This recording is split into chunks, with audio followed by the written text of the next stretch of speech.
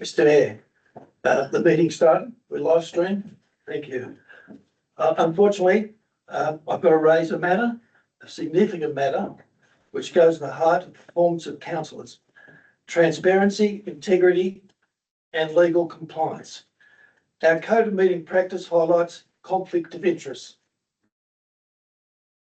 and specifically non-pecuniary conflicts of interest, being matters of importance for all councillors. On the Pines Facebook page today, there was a post by a councillor that said, "Don't sign your rights away," providing a legal opinion, actually providing a legal opinion, and a councillor putting their name up as a councillor as if it's council opinion, telling our community not to sign your rights away.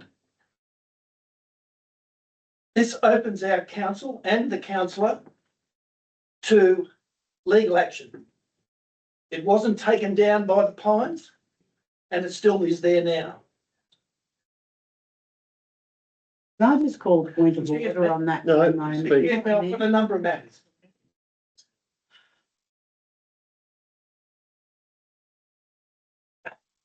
In fact, the neighbourhood agreement specifically sets out the conditions outlining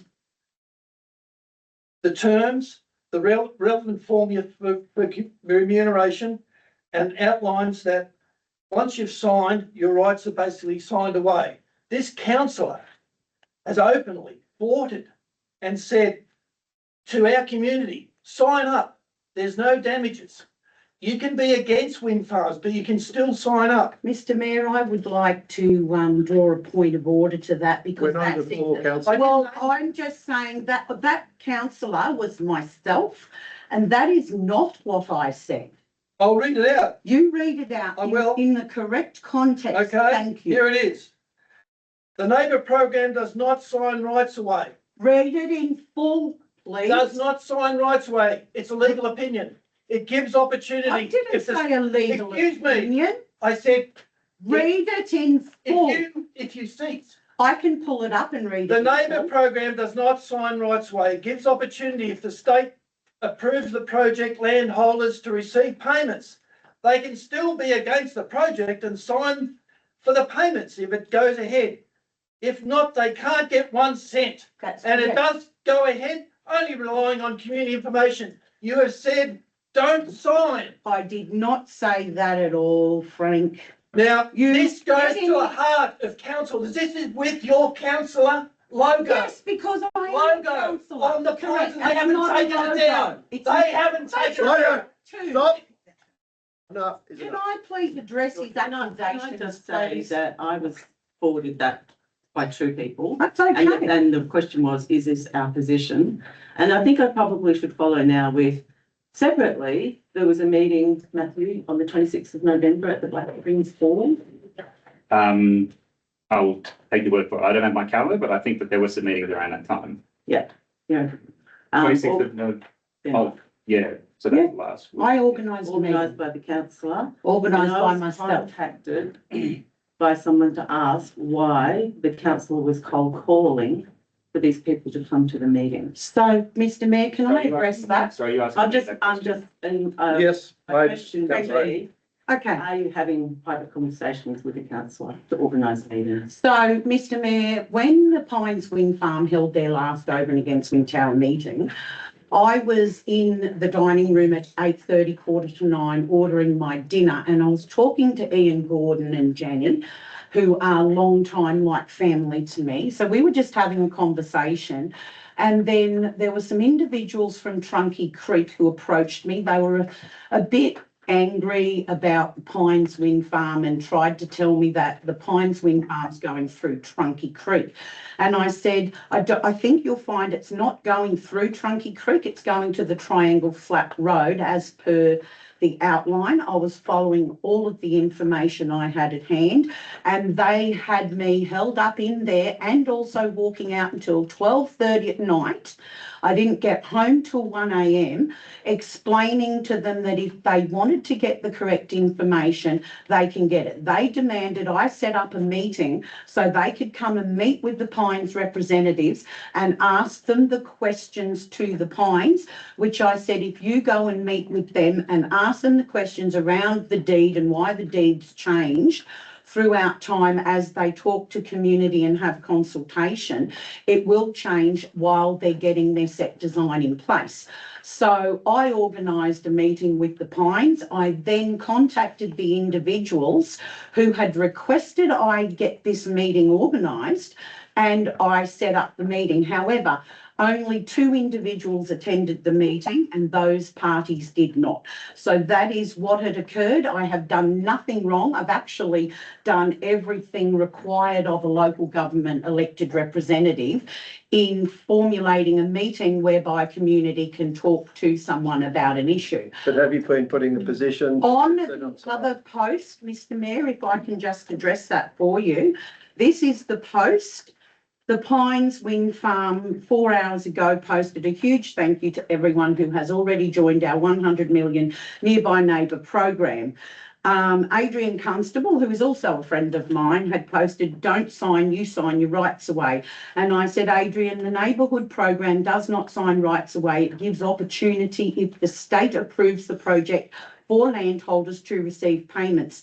They can still be against the project and sign for payments if it goes ahead. If not, they cannot get 1 cent if it does go ahead. I haven't. I'm addressing the first part. You said it doesn't sign rights away. You are signing rights away in respect to noise, flicker, and a whole lot of things. So what your statement has said is incorrect. Okay, fine. But anyway, if I can finish, I said, if you don't sign, they cannot get 1 cent if it does go ahead, only replying for community information. Adrian then responded to me and I responded with, Adrian, I respect your opinion and we have a farm your side that is through a proponent that is a disaster. The Pines over here have gone so much further than many that I've seen. I only know the information I have been through, scrutinised and posted the pros and the cons. My role as a councillor is to question and inform. It's up to the individual to make their own decisions without pressure from either side. Fine, but you did say that you don't sign. Okay, thank you, Mr. That's Mayor. incorrect. It's a slip of whatever, Freudian slip. It's not a slip of the tongue, No. actually, councillor. And- And can I speak? I'll let you speak. It's not a slip of the tongue. It's a post on the Pines website. And people are looking at that and making investment decisions and you're saying, sign it, it's okay. But I'll go back to the other matter that councillor Trimbath raised. I got 4 people text me. I got one chap who was bullied, text 4 times by a councillor, trying to get him to go to a meeting. You know who it is. And then she posted on his telephone a conversation. Now, I can play that for you, but it totally disreputes what you said He about was Ian the Gordon. person that. No, you He was totally, the excuse person me, that. I'm talking. Councillor, For 6 I'm hours. talking. It totally disreputes everything you've just said. Now, I will play it. I will play it. Disreputes. It is false what you said. I will play it if you want. He And let everyone hear it. requested, play it. He requested, can we deal with this That- later? but We he have a presentation. requested that I We organise. have a presentation. Let's continue. So, the presentation. I think there is I think One question, Mr. Mayor. Is it against councillor code of conduct or regulation to organise a meeting between constituents and anyone, because that is the part of our role, to be that voice between it? And also, Mr. Mayor, I'd like to bring your attention to the fact that the person that is bringing up these insinuations and is angry is a leading spokesperson of Oberon Against Wind Towers, who has meetings every Thursday Councillor at Hagan, tourist it's not- hotel. but you didn't ask for any other council to come to that meeting, did you? And you did. I did actually. I did. Who? I asked Tony if he wanted to come and he was busy. I had the BSCA secretary at that meeting, thank you. I did nothing wrong, and as a councillor, I can meet with whomever I would like to. There is nothing anywhere in local government that prevents me meeting with anyone. We are not the body of approval. We can meet with people. I would have thought that the Stromlo tag is a developer and that you shouldn't be meeting with them on your own. Just lastly, thank you, Mr. Mayor, just lastly, and I'm just trying to keep this simple. We have a councillor with the council logo saying. It's not a council With logo. your signature saying, It's- Oberon Councillor. I'm a Facebook page. That's right. Well, Let- can you let- inform him what No. social media status says? A councillor who has social media must say prior to their name, it must have councillor. Yeah, It's not a logo. Well, then in that case, You're you should be representing the council. I don't represent Yeah. the council staff In or a you. state- I I will represent the repeat the community. statement. The neighbour program does not sign rights away. That's abhorrent. It's contravening. In and your over we against could be- power way. We could be sued. Now. That is not He true. has, the councillor has a Not true. conflict of interest and needs to You have leave a the room. conflict of She interest needs as to well. leave the room. Frank, you have a conflict of interest with Oberon against Wind Towers. Yeah. So what are you Right, carrying on this- about? This meeting is being recorded. This is called putting That's council fine. into We've had dispute. very active debate. Stop. Right, can you do your Sorry, presentation, Matt. please, Matt? No, that's all right. Thank you, Mr. Mayor. Are you ready for me to share? Yes, yeah, far away. Thank you.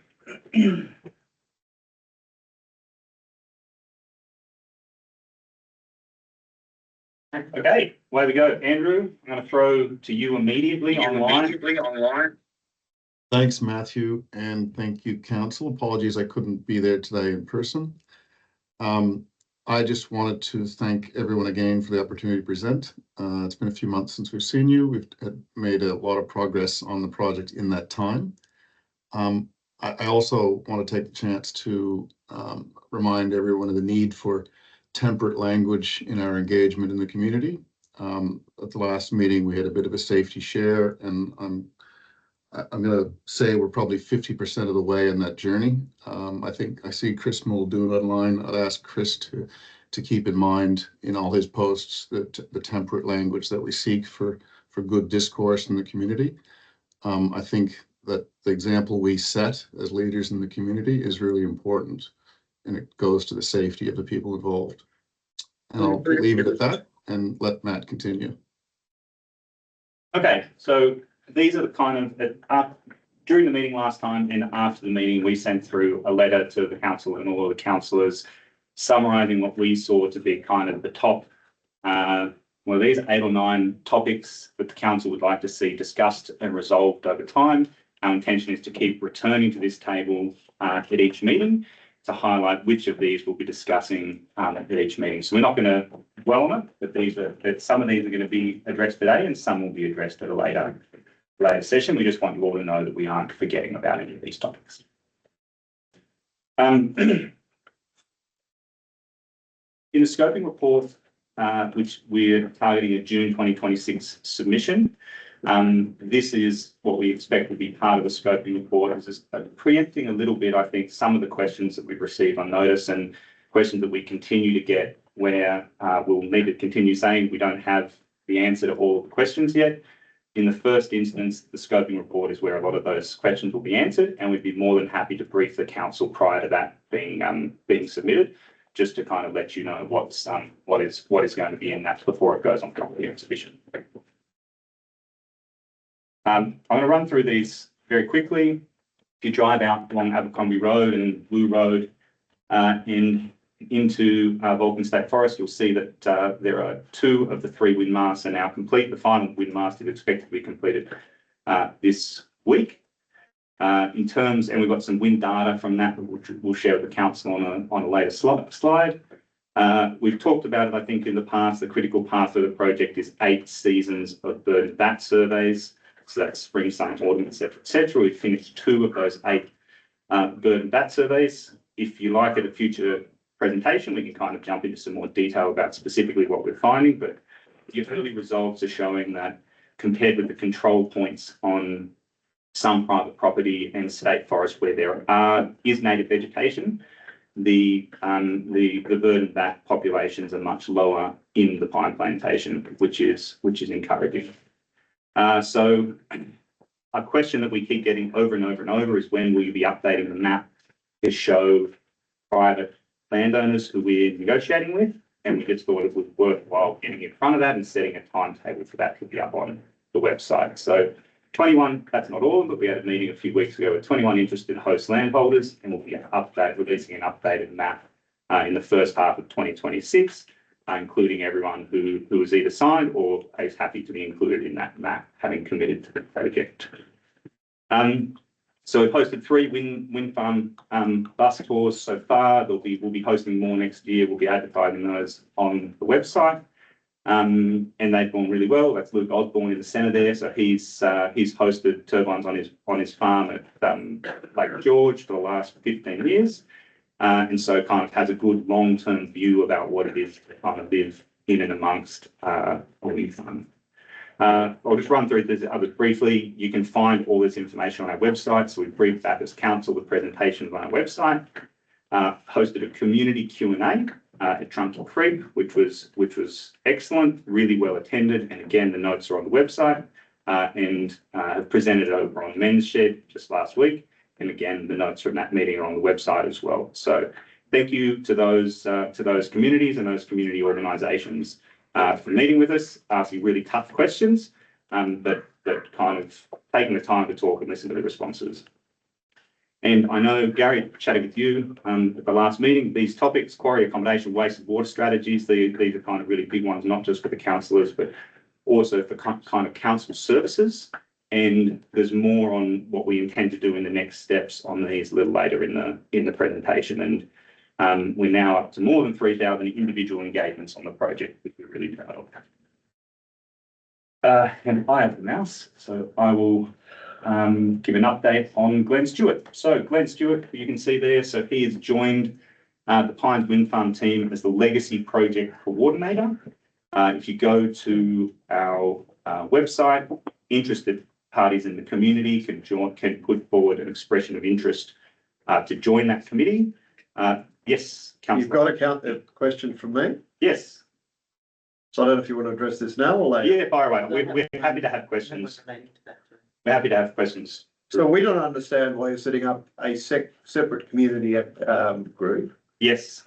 We are a council. We're elected by the community. Yes. The consequences of if projects go ahead affect all our community. Yes. And that is been highlighted with my discussions with Brad Cam and with Sam Copeland. Brad Cam's the General Manager of Midwest. Yes. And Sam Copeland's the Mayor of Armidale. Yes. Our view is this community fund should be controlled by council, not separately, because we are the best placed to identify where the adverse consequences, in particular for the community, will be mostly impacted. And I would have thought forestry would have encouraged you to address that through council, not set up a separate community group, which may be subject to, let's say, influences which they don't have the same governance issues that a council has in representing their community properly, and therefore we do not understand. And our discussion with Armidale in particular is they say council needs to control these community groups, otherwise you get people who are getting money who, yes, they might have close proximity, but what about industries being affected? What about people being affected by adverse traffic during construction? So that we are being very much advised that any community group should be administered by council, so that we can then determine as to whether it's put in a type of wealth fund by which we use the earnings each year to help, or other issues. So we're asking you, why are you setting up a separate community liaison group to administer this? Can you not say that with community? What? That's the way that you said that. Can we keep, Lauren had a question. Yes, I'm sorry, yeah. Yes. I know when you finished, after you finished. Yeah. Yes, I'm So I was going to ask you, could you take us through it, but I do agree there needs to be some governance around such a, community group, and council are probably the most likely. The one thing that I know is that you're very specific about, so you mentioned Oberon, Barraga, Black Springs and Trunky Creek. So are you being very specific about the areas because you believe that they will be the most impacted? And the second part to the question is, it's not covering the whole of the LGA of Oberon. And I don't know that people in Trunky Creek who sit within the Bathurst LGA would be quite happy to have a group in Oberon administering a fund that perhaps, they should be Yeah. getting. So that was the things that stood out to me that I just wanted to get some more information. For sure. Yes. And councillor. Yeah, thank you. This one sort of goes to something I've said a couple of times. You've got something like 12 or 15 wind farm projects in Australia between you and your joint organisation.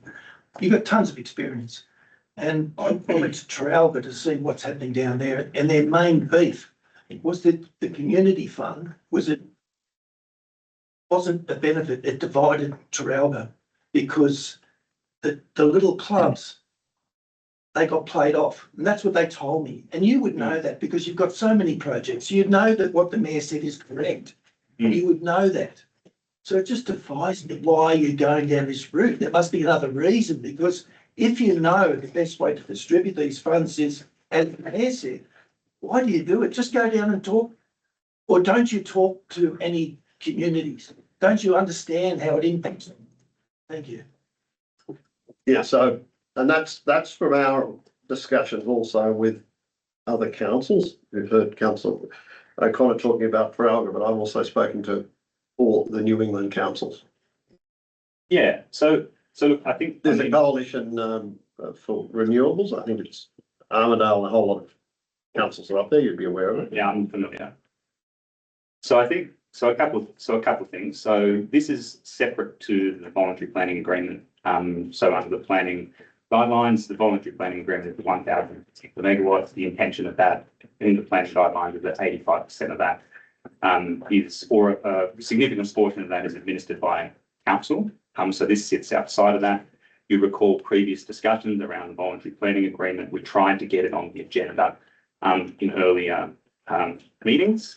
We're told, look, it's not time to discuss that. We previously flagged that we intended on setting up this committee for the legacy project, and kind of we intend on going through it. So the majority of funding will be administered by council. This is a small part of it, but we wanted to take as much time as we possibly could to canvass community opinion ahead of, in 12 months or 18 months' time, having a conversation with council about a VPA. So no, one of the issues with VPA, or several issues with VPA, is number one, I don't think you've identified transport route yet.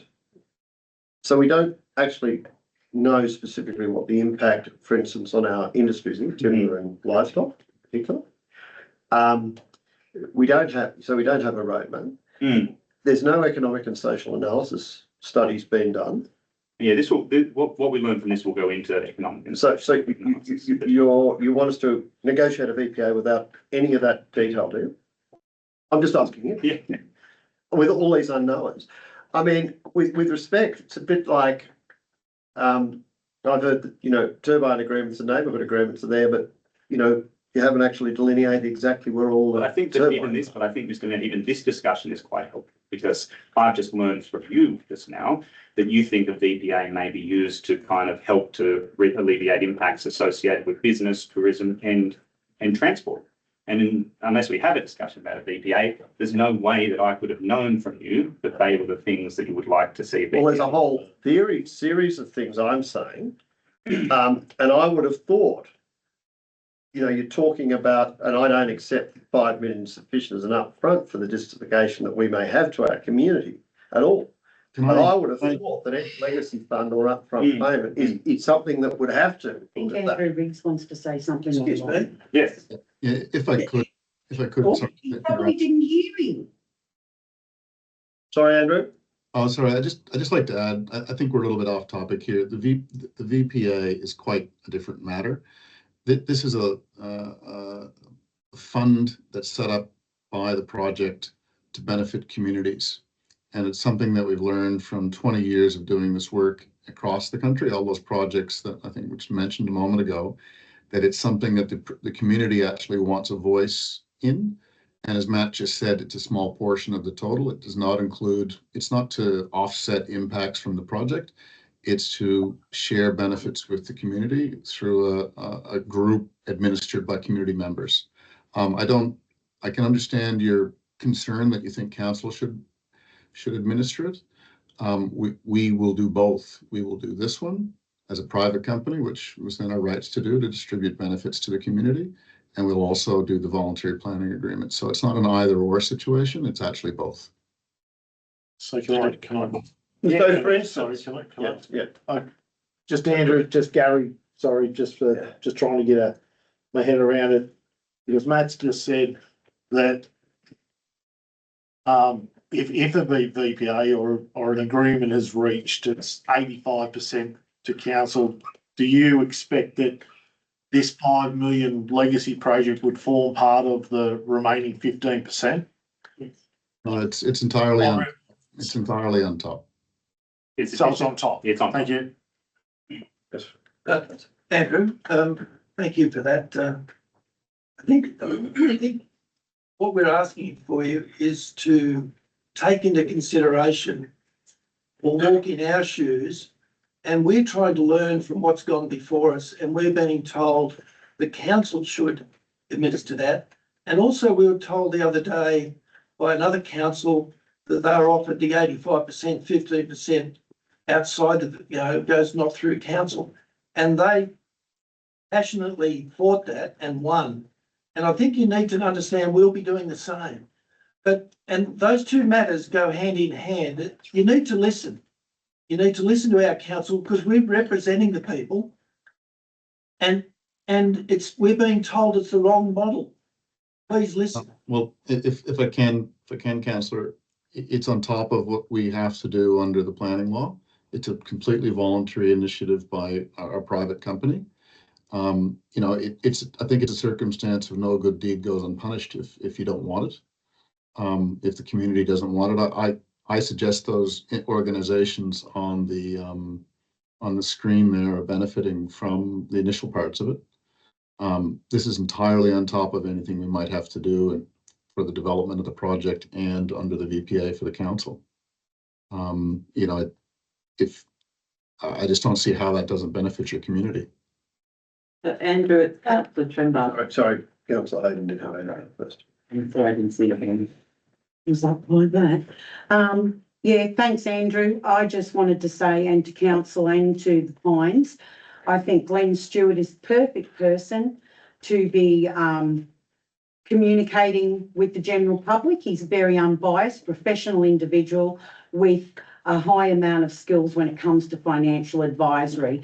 And I just wanted to say thank you for thinking about those communities that are going to be affected to the 100th degree, as they are the communities of Black Springs and Burriga that are going to have the largest impact. And that aside of the VPA, which is something that will be dealt with at council, I feel is important because there's so many wind farm developers just going into VPAs without giving community assets. And I've personally experienced others of the same ilk, and it is very disturbing. And all I can say is I want to thank the Pines for the community consultation that you have been doing, even with the disruption that has occurred as well. Thank you. So Andrew, it's Councillor Tremblay. I just go back to my question about the committee overseeing part of an LGA that sits within another council. That doesn't look right, that Oberon community are administering some funds that are going back into that it doesn't make sense. And if I was in Chunky Creek and various areas, I would not want to have Oberon determine where that money is going to be spent. And that's what's quite apparent in this. And like I said, you've been very specific on the areas of where the funding would go, but the whole LGA is going to be impacted regardless. If the project goes ahead, there's transport all the way through from the very start of the LGA, all the way to the end of the LGA. But you seem to have just picked off Oberon, Burriga, Black Springs and Chunky Creek. There are other areas that sit within this LGA. Yeah, so if I can say just Andrew for a second. So the first, when this committee gets, the first thing that we'll be doing in the meeting is defining the terms of reference of the committee itself. So I think some of the questions that you're asking, which is kind of, will the committee from Oberon decide what's happening in Country Creek? Will there be kind of a portion of funding based on number of turbines? Those questions will be discussed and agreed in the committee itself when we form the terms of But reference. if turbines fall within Trunky Creek, Bathurst would have a VPA. In addition, that's right, in They addition. would have a in addition VPA to that this. sits with them, so on top of their VPA, like what you're saying this is. Yeah, this is on top us, of their VPA. So there must be an amount that would be allocated to Bathurst for the impact to them. It's not for us, not for Oberon Council or. No, I agree. It's community. for this committee to make a decision about this $5 million fund. I think. $5 million fund for Oberon. No. This is the committee for legacy projects in the project region, including Tunky Creek. So how far does it go? Trunky, Triangle Flat, Mount Day, Well, in Burrick? terms of reference, when the committee first meets and discusses the terms of reference, I expect that's going to be a really key topic of discussion, and we'd welcome councillors to apply to the committee to inform. But you must have some general ideas if you're establishing this. So is it only going to look at projects? Well, I suppose it's got Oberon Showground, Rotary Club of Oberon, so it's not just looking at projects within the immediate wind tower impact area. That's right. I mean, so these are the successful community awards that have been awarded in the last few weeks. This is separate to the legacy project. I would expect anything. I don't want to kind of preempt the meeting of the committee to determine what the terms of reference are, but I would expect that any project in Oberon that is going to bring material community benefit would be eligible. And the same in kind of the Trunky Creek and Triangle Flat and those. Again, I go back to the issue that the economic and social impact assessment hasn't been done. We don't know what the impact, for instance, on rents on Oberon will be with a workforce here, if it's here. Yeah. Mr. Mayor, We don't this program, know what Mr. the Mayor, impact on. Mr. Mayor, this program is not intended to compensate or address Offset those impacts. issues. That will be done in the fullness of time. If there's issues to be done, the project will do it. This is entirely above and beyond those matters. But there's nothing to do. Under what parameters are you saying you're going to compensate for that or provide compensation for any of those things? To the extent we need, I don't know that we will be providing compensation for those things. That's an entirely different discussion. Certainly the project can't use resources that it doesn't pay for. If we talk about, road damage or use of water or what have you, we have to pay for those things. This is entirely a voluntary program that has successfully worked around the country in the past, where you have community members come in to distribute funds that benefit the community on top of whatever else we might have to do under the planning regulations. It's an additionality, not a part of. Katie. Katie Graham here. Matt, you could probably answer this. It says it's a $5 million legacy project. How long does that last for? Is it for the construction time or the life of the project or what? Yeah, again, it's really for the committee to decide whether that's $5 million up front or $4 million up front and $1.1 million in a sinking fund to maintain the project if it's something that needs to be maintained. Perhaps explain what total- kind of legacy. Oh, what kind of legacy project? I mean, I don't know. It could be, well, there's a new sporting complex that I've just seen that's just opened. I mean, that kind of thing. I'm on the Oberon Facebook page. People are talking about a pump track for kids to ride. Matt, I've been talking about a sewage treatment plant and offered nothing to do that. I was asked for 21 million. We have, Mr. Mayor, we're pleased to know there is a slide where we talk about sewage. One more question. But this is in addition to mitigating impacts for services that we're using. Sorry. So just one more question. You said these are successful around the country, so could you give and some I'm gonna throw Andrew examples under and the maybe bus. we can talk to them and understand how it works? But there are so many questions about this, as you can see, that it doesn't seem like it's very clearly outlined how it's going to work. We're going to get some members of the community in. To define the terms of reference. It's Who are intentionally- they? Is it a big cross-section of our community? As opposed to the councils around the table are usually a good cross-section of the community. Councillor, Yes, Matt and Andrew. Yeah. Rob Lee, Councillor Rob Lee. You guys are very polished. You're very good with dealing with this type of thing. We're talking about money, give it to, different organisations, very polished. I know your strategy is to divide the community. I know this is going online, and I would like to let everyone know, please stay together. Don't be divided. Everyone's got to stick together who is fighting this. Now, you can take that whatever way you like. We've had recent problems with asbestos in some towers around Victoria. So I want to know, is it viable bonded asbestos? How are you dealing with it with your workers? How are you taking this on? Because it's a topic of the month, really. So There's a media release on that. my thing. I think it might be later in the presentation. Where's the media release? I can read it. We are. That's it. We won't disrupt your presentation. No, keep going. Okay. We'll do that. Okay, so we'll crack on. So these are underneath of the successful sponsorships in the most recent round. And we're up to $21,000 so far in people signing up for electricity bill credits. If anyone is watching online, that ends at the end of 2025 for this year, and you can sign up again in 2026. So neighbour agreements we've discussed. I'm just going to touch on this briefly because it seems like there's some misinformation in the community about different versions of contracts and why there are different versions of contracts.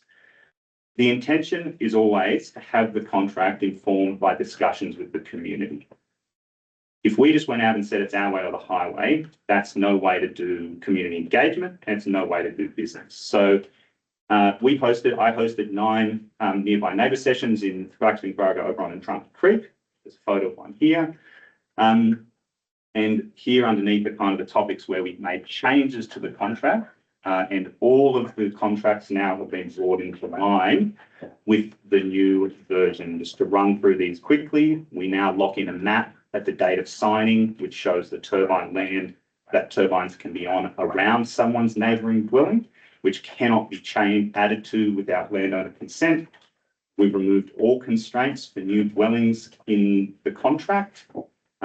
We've added insurance protections, expanded that for guest contractors and lessees. And on the topic of insurance, it's worth noting at the bottom that our approach is now exactly in line with the new Australian Energy Infrastructure Commissioner's statement around insurance, that insurance protection should extend to 3.5 kilometres, which is exactly the extent of our program, and that the developer, aka us, should pay for mitigation measures on neighbours' properties. Yes, Mr. Mayor. So I noticed that the insurance has a limit on it. And should that limit or damage exceed that amount, then I think you self from liability. Andrew, do you want to? Could you clarify the limit you're referring to? I believe you have a limit of liability in your agreements. And your limit of liability is the extent of your insurance. Yeah, can we? So I think we just have to break this down for you. What we've offered, and I've had a fair bit to do with working with the AEIC to get this policy in the most favourable way we can for the neighbours. So it's quite a good policy. In fact, as Matt says here, it's recommended by the AEIC. The limit you're referring to would be the limitation of liability on a third-party policy. Yeah, we take that out for damage that we might do to another party, a neighbor or someone on the street in the course of our business. Most of you probably have that on your house insurance policy, probably a $20 million limit. And what we do, if you like to read the AEIC's statement on this topic, or our neighbor agreements, which are publicly available. We don't have any confidentiality agreements in them. What we do is we give the neighbor a waiver of subrogation should they actually damage us. There's no limitation on that. Yes, we have a certain amount of policy to cover our equipment, so if it burns to the ground and we don't have enough insurance, that's our problem, not the neighbor's problem, because we cover them should they cause it, just like they were an employee. So if Andrew was to burn down the wind farm, tag him. Yourself. Yeah, myself. Yeah. Tag Energy wouldn't come after me for $100 million. And our concept here is our neighbors and our hosts are not that dissimilar to our employees. They're partners in the enterprise. And we should give them the same coverage that we do our own employees. It's a really simple concept. And Absolutely. I am aware of what rights so the mean. limitation But the liability is issue not is, relevant. for claims over and above your insurance policy limits, I'm not sure that's the case. No, but Mr. Mayor, we're giving them a waiver of subrogation. That Yes, means in the policy, you've said you will include in your policies a waiver of subrogation. I don't believe the agreement actually says that in respect to actions over and above the value of the policy, because if it goes above the policy, then the policy doesn't apply, does it? well, that's our risk as the owner of the policy. And it's Not- also the neighbour's risk. No, we give, Mr. Mayor, Can we take an example? 25, let's say it's a $50 million claim. Yeah. So I've started a fire. And it's cost 50 million. Mhm. Policy's 20 million. Yeah. Yes, you can't, the insurer can't go for me for the 20 million. and There's go- nothing that says Yeah. that Mr. Mayor, everyone else can have a go for me for the additional 30 million over and above that, because Yes. it's not in the policy. Mr. Mayor, there's a waiver of subrogation that does not have anything to do with the liability caps. By having the waiver, it's a waiver of all subrogation, not a limited amount of subrogation. It says in respect to the insurance clause 2.4A of the neighbourhood agreement. It sounds like we're going to need to respond in writing to this one. Yes, I think there are a number of issues. Now, as I understand, you've provided neighbourhood agreements and they're not subject to confidentiality. No, they're not. Neither are turbine agreements. Can That they one's- do the can they finish the presentation and then we have questions or something? I do query if the council has, we pay for our neighbors to get their own legal advice. And we don't mind answering any of your questions, but I do query if this is the forum to debate the validity of these agreements that are with other parties and not the council. It's a little bit like the debate we had earlier in the presentation. We're happy to improve it, but at the same time, we would rather take you through what we're doing, and those we're paying for proper advice to be received by both neighbors and hosts. I just don't know that this is the forum to debate the content of those agreements. Well, some of them can affect the council in the future. I'm not sure how, but happy to understand that. Well, in respect to development approvals or other things for houses, you've said that you've taken the information, the restrictions on putting additional houses on properties away, but then that'll have an effect on our planning approvals, because they will be within, any new houses may have significant implications from wind towers in the vicinity. So that has to be considered, I would have thought, by our planning department, wouldn't it? Mr. Mayor, can they get through the presentation, please? No, Point of order. we're order asking questions, yes, we're on neighbourhood agreements here. Andrew, councillor O'Connor, I just might be able to wrap this up so we can move on. Insurance seems to me very similar to decommissioning, your approach to decommissioning that we discussed last meeting.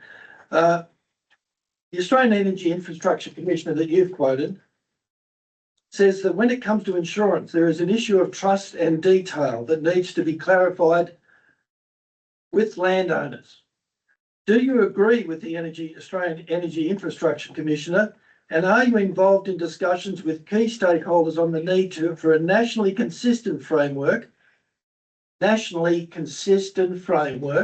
that will cover points like Andrew is raising on public liability insurance? Can I add to that, Mr. Mayor? No, that's a question. Yeah, I'm asking a question. Can we do it one question at a time? Do you want to answer that, Andrew, or Matt? Andrew, Very, very happy to. On the 16th of October, I spoke to 40 different organizations as part of the Australian Energy Infrastructure Commissioners Roundtable on this issue. I worked extensively with them to make sure that their policy that they've come up with meets the needs of neighbors in particular, because as an industry we need to have the confidence in those neighbors. So the short answer to your question is we've actually been deeply involved with them. I went to Canberra back in the 1st of November, met with them, and ensured that what we encountered, they had the benefit of that knowledge. So the issues that are being raised in the community. And I don't mind saying, those parts of the industry wanted to put subcaps, if you will, to say that, this only provided neighbors coverage over the policy the neighbor might have. I argued strenuously that does not address the key concern for the neighbors. The neighbors are concerned about the availability and cost of that policy. So I worked quite extensively to actually remove that little caveat, so it was a very broad waiver and coverage from the first dollar. So the short answer is yes, we're about to put a press release out on our website explaining that we endorse what's come out. In fact, we welcome it. And I got to say, a lot of this has come from really good community engagement on the Pines, where we've listened and learned and adapted our agreements for those needs of the community. But Andrew, can I just ask a couple of questions? I wanted to say something earlier, Mr. Mayor. I'm just raising this. Of course you are. First of all, there has to be an annual risk assessment of your neighbour's property. Secondly, if there's any act or omission of the landowner, then the rights of subrogation become null and void. So if I do a negligent act on my land, that's not correct. That's not the correct. avoidance of doubt, any waiver of subrogation procured by the developer shall be null and void if any loss or damage has been caused or contributed by a wrongful, unlawful, deliberate and or vitiating act or omission of the landowner. You'll notice it Or the doesn't say negligent. Mr. Mayor, if I can. If I know it doesn't, so it's any act or omission. No, it's not any act of omission. Can I please? A negligent act is covered by the policy. Wrongful, unlawful, deliberate or Yes. vitiating act Not or negligent. omission. So think sabotage, arson, those are very standard insurance industry clauses that you can't insure someone who takes a wrongful, unlawful, or deliberate act of an arson. We don't provide insurance for that. Usually reckless is used, not wrongful and unlawful. Okay, Mr. Mayor, may I say something, Yes. please, now? Okay, I just want to apologise to the Pines. They come in here to give us an update on their scoping activities and what's occurring. I would like to get them to finish their presentation and then take our questions at the end. We're not here to grill them.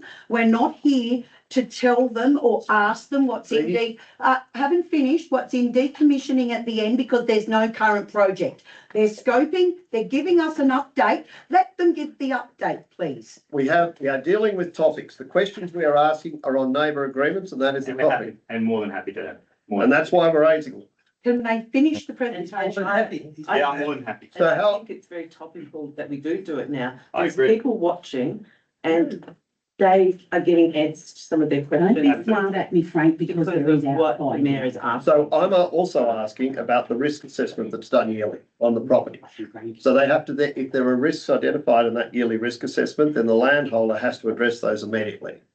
We pay for anything that needs, we kind of manage and pay for that. You pay for the risk assessment. I don't think you pay for No, the we risk. pay, it says the developer pays. We do, sir. We pay, yeah.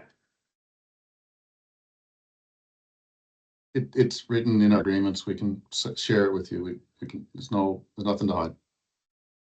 In order just to get some clarity Yes. around this, there have been a number of questions that have been lodged by council. And Yes. I know that they've come in beyond that. And I'm sure that you'll place the answers to those questions on your website if they have that to give councillors an understanding about, Of course. and the community, an understanding about what those processes are. Because You I are think correct, that- it is at the developer's cost. yes, it is at the developer's. You have Thank to you, Andrew. rectify. I think that that's probably the best way to try and Address. limit your time. No, in that's this good. thing. We understand That it's works. it's a sensitive topic, so we'll take away those questions on notice and put an answer on the website, Thank you. like we always do. So that's good. Sorry, and just the final one here about caveats. So there was an article and we've received a few questions about a neighbour deed for a wind farm in Victoria where a landowner was having an issue selling the property because of a caveat that was registered on the title. We thought about this from the very start, and there's never been a version of the contract which included a right for us to register the caveat. So officially, We're not actually taking any interest in the land at all, not an easement, not a caveat, not a lease. It is just a contractual agreement with the landowner.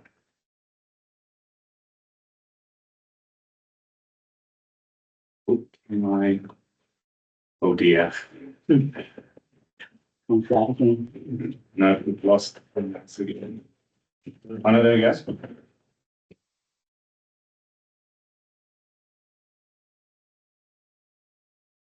Click the button, you go to the next page. I mean, with the neighbourhood agreement, there is a release, where a general release. I'm just wondering, why is there a general release in the neighbourhood agreement? Look, it's that, that's a legal question and. Well, you know, we should pay for the council to have legal advice, Matt. I think that would be bring the council in as a potential neighbour, let's say. And We'll share. for that legal advice, I think that would be the more appropriate way to handle those questions. And the turbine agreements, they're not confidential. You've produced them under letters that have no confidentiality. Oh, there's no confidentiality until something's signed. Yes. Query of agreements between private landowners and the counts and us are a matter for council to opine on. It'd be highly unusual. I've never seen it anywhere in 20 years of doing this. Such as decommissioning, they are. Because if by any chance these things are left at the end, as we indicated the state government, is it going to be our job and the council's job to get rid of them? No, it's not. The landholder may not have the money and the operator may have gone into liquidation. Yeah, but it'll never fall to the council. So It will. So here is a kind of a statement on decommissioning, excuse me. So 100% of the decommissioning cost, including providing financial security, is borne by the project owner. When does that financial security provided? So if you look at the right-hand side, we talk Yes. about the project has a contractual obligation to provide financial security escalating over time, so that the full value is in place well before the end of the So project. when does it start? From year one? It does not start from year one. It needs to be in place well before the end of the project. So when does it start? It's something we're discussing with the landowners. I can say it will be well in place well before the end of the project life. And you'd be unsurprised to hear this is a big topic in the conversation we're having with host landowners, and we're fully upfront with them. It's supposed to be in place. I've seen agreements where, and how long are your agreements? Are they 35 years? And if I could just go back to the neighbourhood agreement, Can I are just- they like can I 35 just- years? Can I just say, Andrew, just let Andrew, our mayor speak, please. So are the neighbourhood agreements for 35 years or are they till decommissioning? The agreements are made so that they run for as long as the impacts happen, which is a requirement of the Department of Planning. So I've seen in your last newsletter, the one in October, Yes. I think you said the neighbourhood agreements are for 35 years. Yeah, so 35 years is our expectation on the life of the project. The agreement runs for as long as there is a project. So I understand that some of the agreements you've been offering go for 35 years with two options of 35 years, running to 105 years if you exercise both options. So are you saying that after year 35, the neighbours, therefore, for the remaining 70 years, should you exercise the options, get no money at all? No, they will continue to get payments. So the intention of having an agreement like that is that the neighbours will continue to get payments without having to do anything else. And that's exactly the way to do it. If you have a look at the neighbour. It says till decommissioning. Yeah, what happens yeah, to decommissioning? Mr. Mayor, can we please send a copy of the agreement for me to have a look at? I have The it. definition. I have it. The definition of decommissioning clearly says that if the project is repowered, then the payments continue. So, Absolutely. But your newsletter in October said for 35 years. yeah, and I think this is the difference between kind of shorthand discussions about what the project is that we're investing in and the importance of having a legal review where someone is fully kind of looking at every single part of a contract, which we are paying for. If you go to the Telstra shop and they say, hey, the contract is $99, I'm sure there's something in there that says, oh, if you do something wrong, it can be different. But someone came to me and said, oh, my neighbourhood agreement goes for 35 years. I said, actually, I believe it. Had they had a legal review? No, that's what they said, because they saw your newsletter. but we're, Excuse me, Andrew, Matt, if I may. Yeah. I won't go into deep dive into anything legal for you. Yeah. The last meeting, I guess the summary of the last meeting was there's no agreement between Forestry and TAG regarding decommissioning. New South Wales Planning that stage, that's No, that's stated. not correct. South Wales Planning has said decommissioning is a problem between the landowner and the developer. And finally, Stromlo won't offer a bond. Now, just going through very simple numbers, could Stromlo Tag confirm the estimated decommissioning cost for a 300-metre tower is at least 950,000, which means in 30 years' time, that's $1 billion for 250 towers. And if our community is going to be levied with $1 billion and they're there, Oh, and Stromlo sold it, the next developer has no money, we've got $1 billion liability out. The state forestry's got $1 billion liability. Isn't that a wonderful? Isn't that a wonderful? Matthew, I think, Isn't the one Matthew- speech from Oberon against Yeah. Twin Towers No. represented? Matthew, I think we, No, I you're not. think What's we- that, Andrew? yeah, I'm uncomfortable with this meeting. I really think we've got off topic. Why are we off topic, Andrew? We are here to represent the community and ensure that this community is not left with rusting towers at decommissioning. But Mr. Mayor, I'm just not sure how many times we can say what's on the screen. I have seen a turbine agreement. I know what it says. If I was there, I would put the company into liquidation at year 99. Andrew, you talk too Excuse much. me. You Point of talk order. too much. Point of order. It's not a point of order. There you go. You're talking Point of too order. much. I want to Excuse me. see the rest. Councillor I'm Hayes. talking. I want to see the rest of the presentation. So do we. And I want to get to the wind masts because I have some question relating Fine, to we're getting those to those. for an update. So if all options are exercised Yes. and you don't have to put a decommissioning bond in place till 5 years before the end, and you're at year 100, if you have a holding company, an operating company, the operating company could go into liquidation at year 99. Those would then still be on the property. Yeah, so first of all, Andrew, the revenue making parts of the business and the parts of the business that have liabilities are all in the same project vehicle, and it's intentionally done that way. You wouldn't, provided people are still using electricity, and we wouldn't invest in the project if people were not using electricity. You were selling electricity, which is kind of making revenue through those last 5 years, which is massively beyond the $1 billion that Frank is talking about here. We don't know what the market's going to be in 100 years, do we? No, but we were investing on 35-year timeframes, and you can have you That's make. 5%. My $1 billion is only at 5% capitalised. Oh, so that's the. It's conservative. So the point is the revenue that's coming in from the project pays for the decommissioning. You're making revenue. There's no reason why you wouldn't decommission the project. But I guess if you understand what I mean. So What is the incentive if you've made all your money all the way through?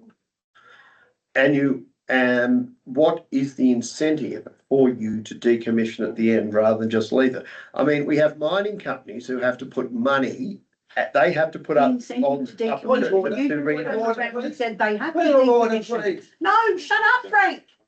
Councillor Hayden, what are you using? You just turned around and said, what is the point of decommissioning? You want them to decommission. Why would you No. say, what is the point of it? I'm saying, what's the point of decommission if you don't have to? You don't We want to do. spend the money. Oh, Well, we do have to, and we They do have do. part of our contract. We have to have. Yes, bank it's guarantees. contractual, but if the company's has been liquidated, Yeah, but Andrew, the company's not liquidated because we're selling something that everyone needs. So the cost to put I've seen that happen with a lot of companies, and they somehow work it so that company has no money at the Yeah, end. but that seems like it's kind of a contractual question for a landowner, and it's not a topic for today. Well, no, because the community will turn around, even though we have no contractual obligation, the community will turn around to state government accountants and say, we got all these rusting towers, what are you going to do about it? what if the world blows up in 5 years, Andrew? I think. All right, we've seen the issue, let's move on. Just in terms of just trying to wrap that up, I think Yeah. that Andrew online has made a offer to council to give them a copy of the deed, and the The name. council ask the questions it wants of its own solicitor. If that is the case, why wouldn't we take up that option as a council group? We can ask whatever questions we like. We should have some faith in our own. So you'll provide us with the neighbourhood agreement, the agreement with forestry and the turbine agreements with landholders. No, we'll provide you with the neighbour. We can't understand the neighbourhood agreement unless we know the terms, etc., that are in the turbine agreement, nor can we understand the Alright. obligation. This This doesn't, is this just- doesn't indicate to us And I'll in put fact, your hand up, that'd at be one great. stage, you indicated you would provide us with that Oh, section you made of the that. agreement with forestry that dealt with decommissioning. No. So we provide a statement. Statement is. Is that the statement? Our website. So you haven't provided details of financial security. We don't know how much it is, whether it's going to cover it and when it's put in place. So, Mr. Mayor, once again, if we want to ask those questions independently, let us ask them and we can come back to tag if that's a problem.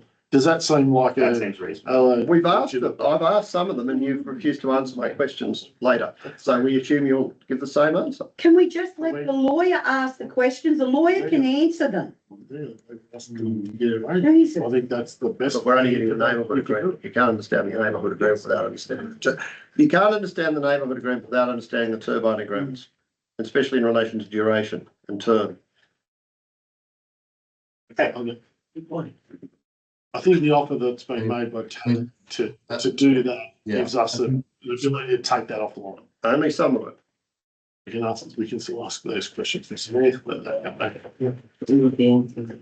Okay, so pun, this is where the rubber hits the road. So what we want to talk about is council assets and services. Mr. Mayor, I promised we would get to the question of sewerage, which we've got further down in this slide. This is kind of just a summary of the commitments that we want to make and the timing for those commitments. So transport route, as soon as we have a proposed route, we will share that information with you. So what date are you anticipating? Before the scope of report. And what date are you for doing? June next year. Matt, while we're working through this, which is fantastic, can we just ask some questions? Yeah, of course. If there's specific questions about transport route, Yep. I'm going to say I can't answer them, but No, but fire a away. very simple one for transport route is that we understand that there's roughly two transport routes planned. And can you confirm Stromlo Tag are not approaching property owners with a threat of compulsory acquisition?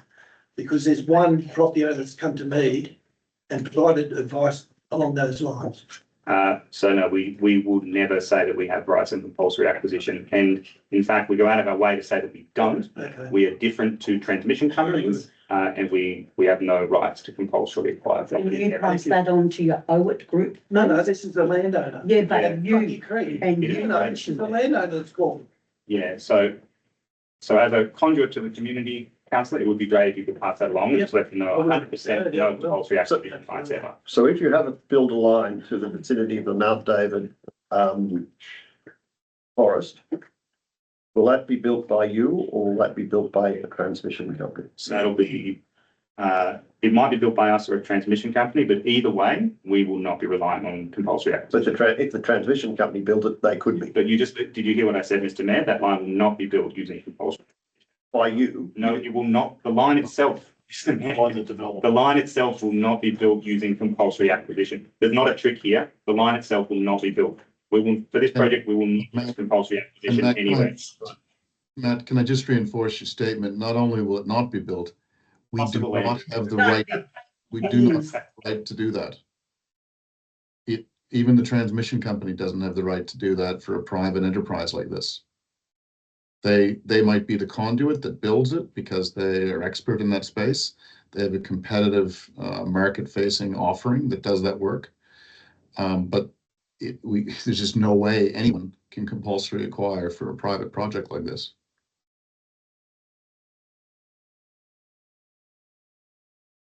I'm not chopping and changing, but with water, water's a very strategic one. Yes, And in the notes I sent you a little bit late, but I roughly estimated there's some 500 million litres and at the price, Oberon price, that'd be of roughly 2 million.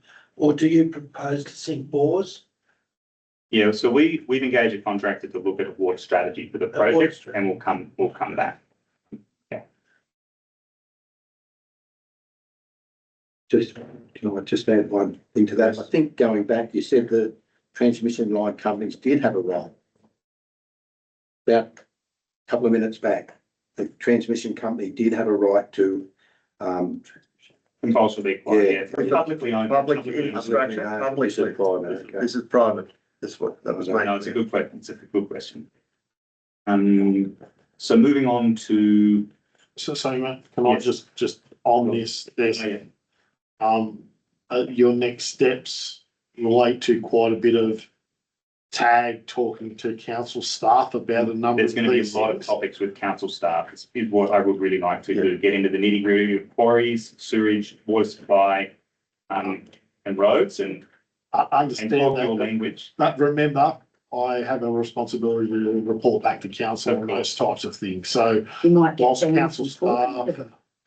while council staff will be engaged appropriately with tag, I'm just making council aware that council staff probably have an obligation to do that in terms of giving the right information on behalf of the community. So I just wanted to make it clear that it's not something that we have done, but it's No. something that we'll need to. No, and this is to the start. progress. We're proposing that those conversations commence so we can understand, some capacity of Just wanted to the make it clear. yeah. So talk the capacity of the sewage treatment plant, but we're in the process of renewing the whole sewage treatment plant at the moment.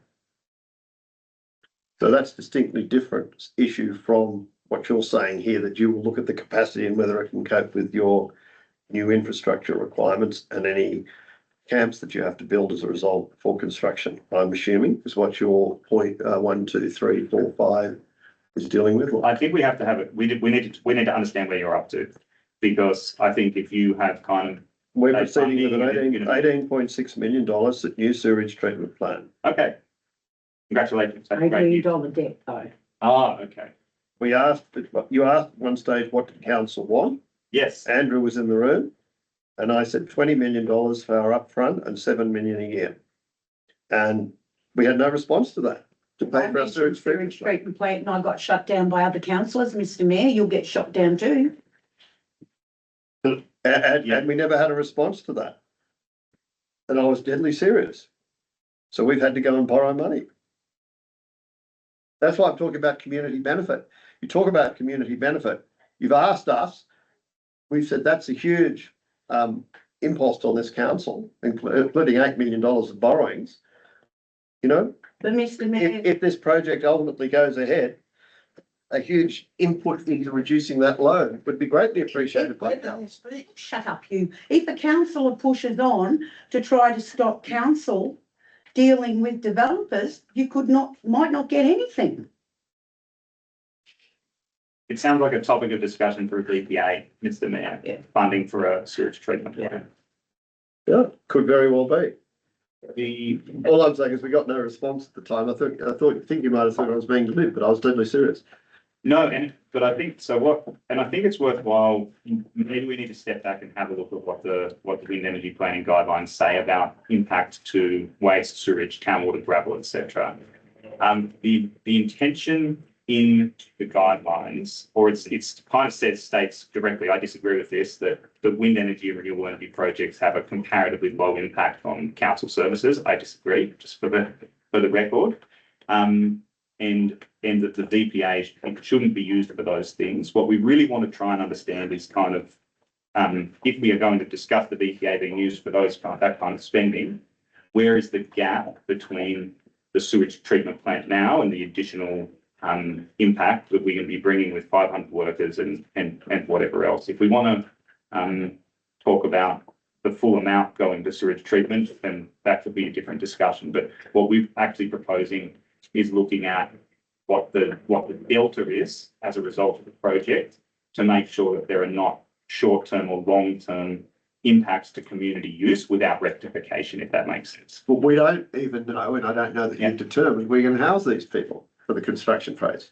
Yeah, precisely. And that's why last week we attended the Oberon Council's future draft Oberon housing strategy last week. Yes, I met him. Yes, Andrew Johnson, we headed along to that. So we could kind of understand more about what the housing strategy for Oberon looks like, so we can come up with a housing policy that's going to be best for the town. So we have a contractor as well working on that, and that's part of a group of work that we're putting together. So mate, just trying to wrap these things up, just so you. Thank you. You're not here forever. I love my training. What you also have to be aware of, and I'm sure that you are, is that council is speaking to other councils within our region, inside and outside reses, about the real impacts of these types of developments on communities. Yes. Right? The passion in the room is on the back of what council don't want to fall in the trap of that others are telling us are traps. Yeah.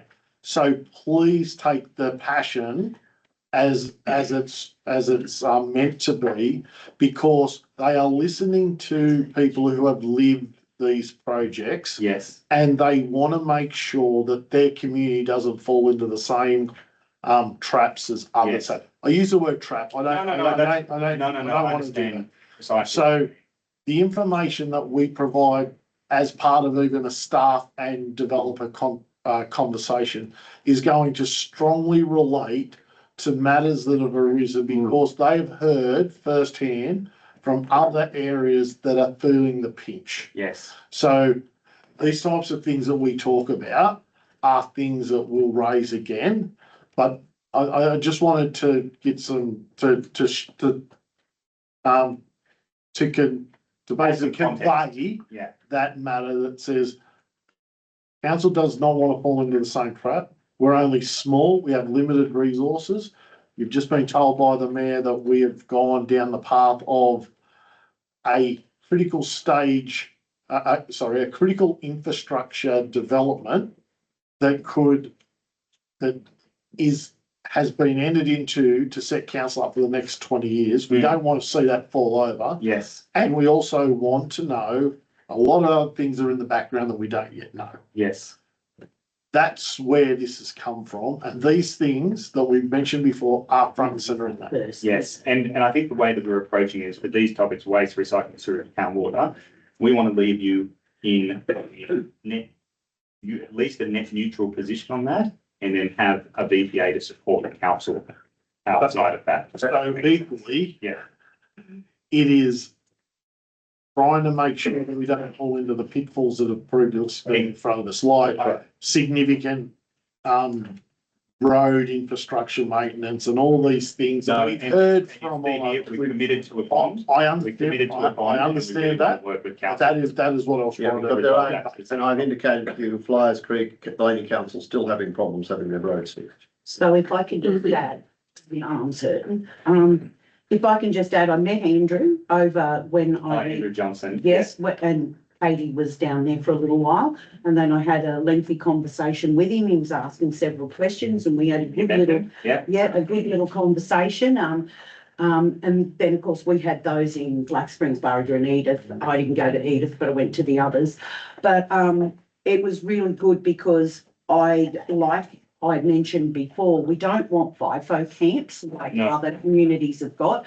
We'd like, some 2 or 3 bedroom duplexes on estates that can later on be passed over to council and then rented off for low income housing, something that can benefit future community. Has council voted on this? I said that's what this community wants. Whether you're in the community talking to people or not, Andrew, I don't care. We had a resolution on the books with our 13-lot subdivision with the previous mayor when we said, let's build some duplexes and rent them out for low-income earners. And that was a conversation we had 2.5 years ago. Well, I think. So regardless of any of it, this community doesn't want FIFOs. They want something substantial that's going to be there for future generations. This is your opinion, councillor. This is my community too, thank you, Andrew. My community that I'm 7th generation of, that you don't even live here, that you blew into and everyone else did. And I will speak up for my community. Yep, I'll speak up for my community. It's your conduct. If you were in a meeting, I'd be ejecting you. Well, excuse me, Matt. Yes. It is the mayor that should stand up, not the councillors. And that thought bubble, it's not a position of council. Okay? It's the community. It's for you to bring to the council and for us to No, I understand. have a policy. I understand. We need, and one of the issues I suppose that we'd ask for is, under the state government requirements, we get 28 days to consider all the information, including your EIS. We would like to be at least able to work with you on that EIS, because noting that some of these have been 9,000 pages, it's just not credible for council and staff to be able to, in 28 days, come back with a response. So we have asked the minister to extend that period because of the implications for small councils or even large councils with that much paperwork.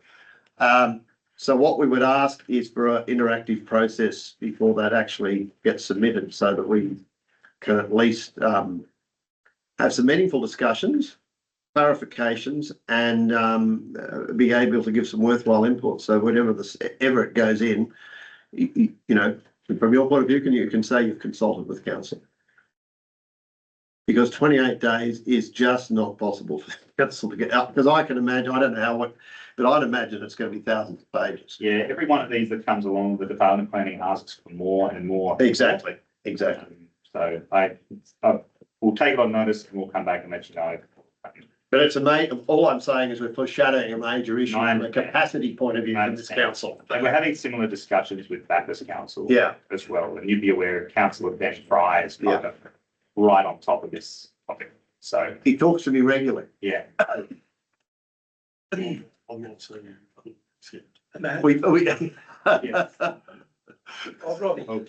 Oh, I just want to, if I can say this, 2 meetings ago, we're speaking a lot of, sort of a lot about things that may not happen, because 2 meetings ago, we made it 8-1 to keep you guys out. So I just want to remind councillors and I think was access to our roads. There's nothing to do with this. Why, thank you. Turbines Councillor Lee, coming into Oberon. in relation to this. Different project. Well, it's still It's not anything to do. Not to do. still wind turbines entering this. Councillor Lee, Request. listen to the Councillor Hayden. Well, surely I could just say a couple of words. Yeah, but you're off track. I'm not off track. You are off. Councillor Hayden. I'm not off track. Yes. We're dealing Councillor O'Connor. turbines coming into town. We've just voted for another group not to come in. The same thing should go for this group. Everything has to be considered on its merits under the Roads Act, Councillor Lee. Okay. Matt, I just got an essential list of questions, but just to summarise a couple of these things, they come from the community. The setback issue is the big one, and why we ended up with 1.9, whereas 3 kilometres was in Queensland for a state forest wind farm. We've got 1.9.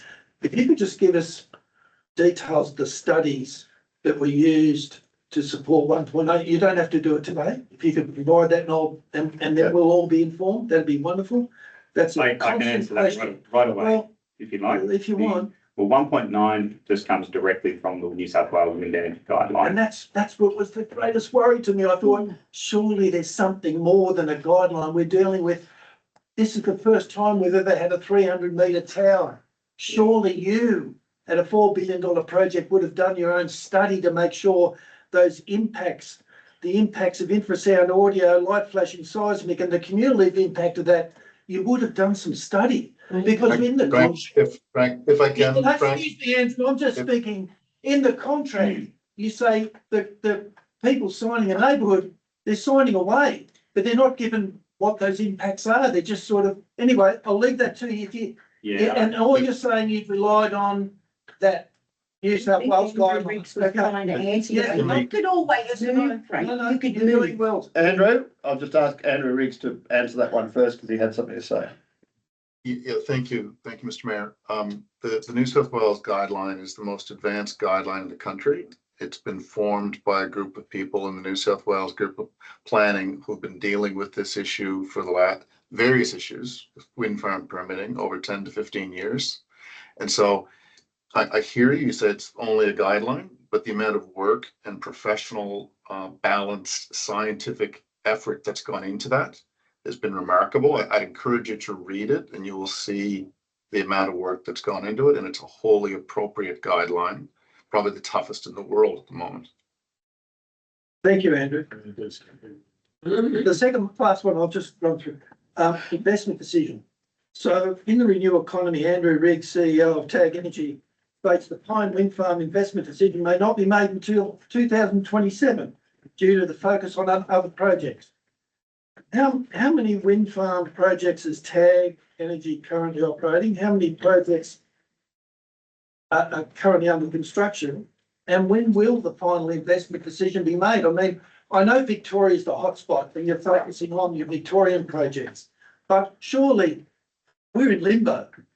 We need to know when your Yeah, investment decision will be made. I'm happy to address that question, councillor. I've been misquoted by Chris Muldoon in his posts ever since No, that no, interview. sorry, Ever since that interview was posted, it's been misquoted. What was said? I've got a copy of the Renew Economy with me. Okay, I don't I'll think that, table it, Andrew. that's not in relation to why they're here today to give us an It is. update. Councillor, We want to get the update. We want to get, It is.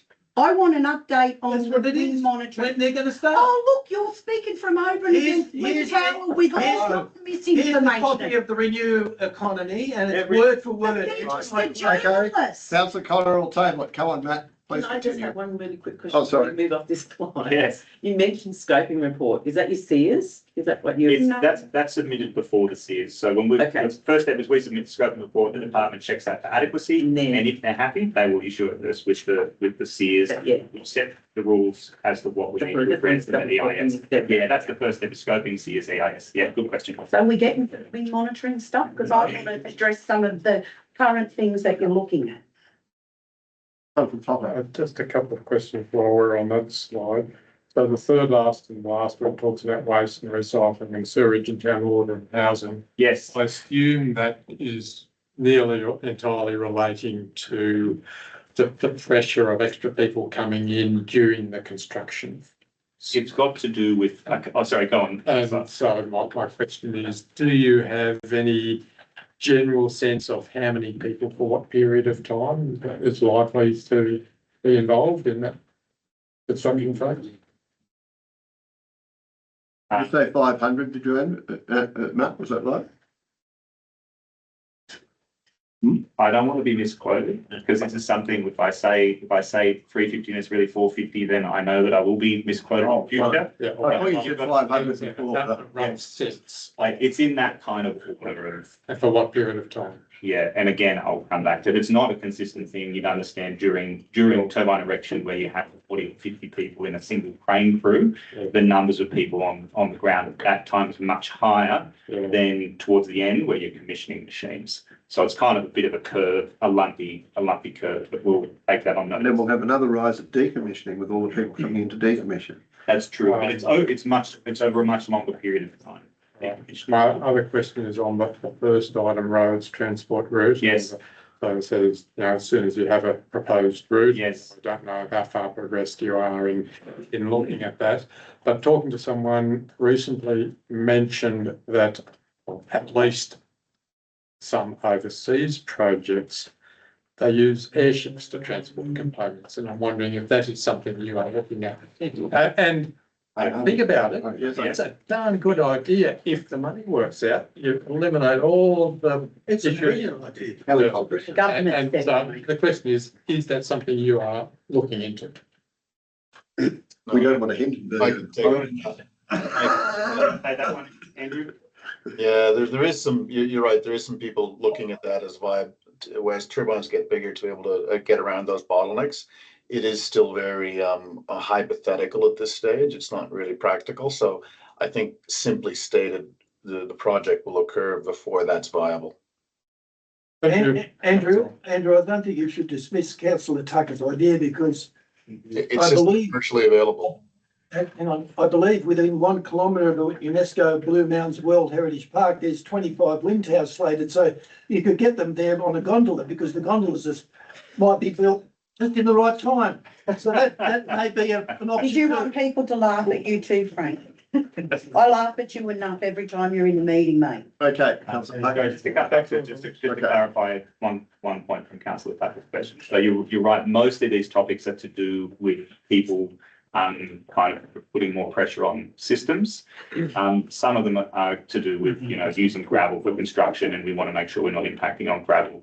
Yes, and I left those. Oh, sorry, yeah, and town water. The other one is we need to come up with a water strategy for construction as well, and what those water sources are going to be. But mostly, you're absolutely right, mostly it's just people, it's more people. So Matt, probably too early to ask, Yes.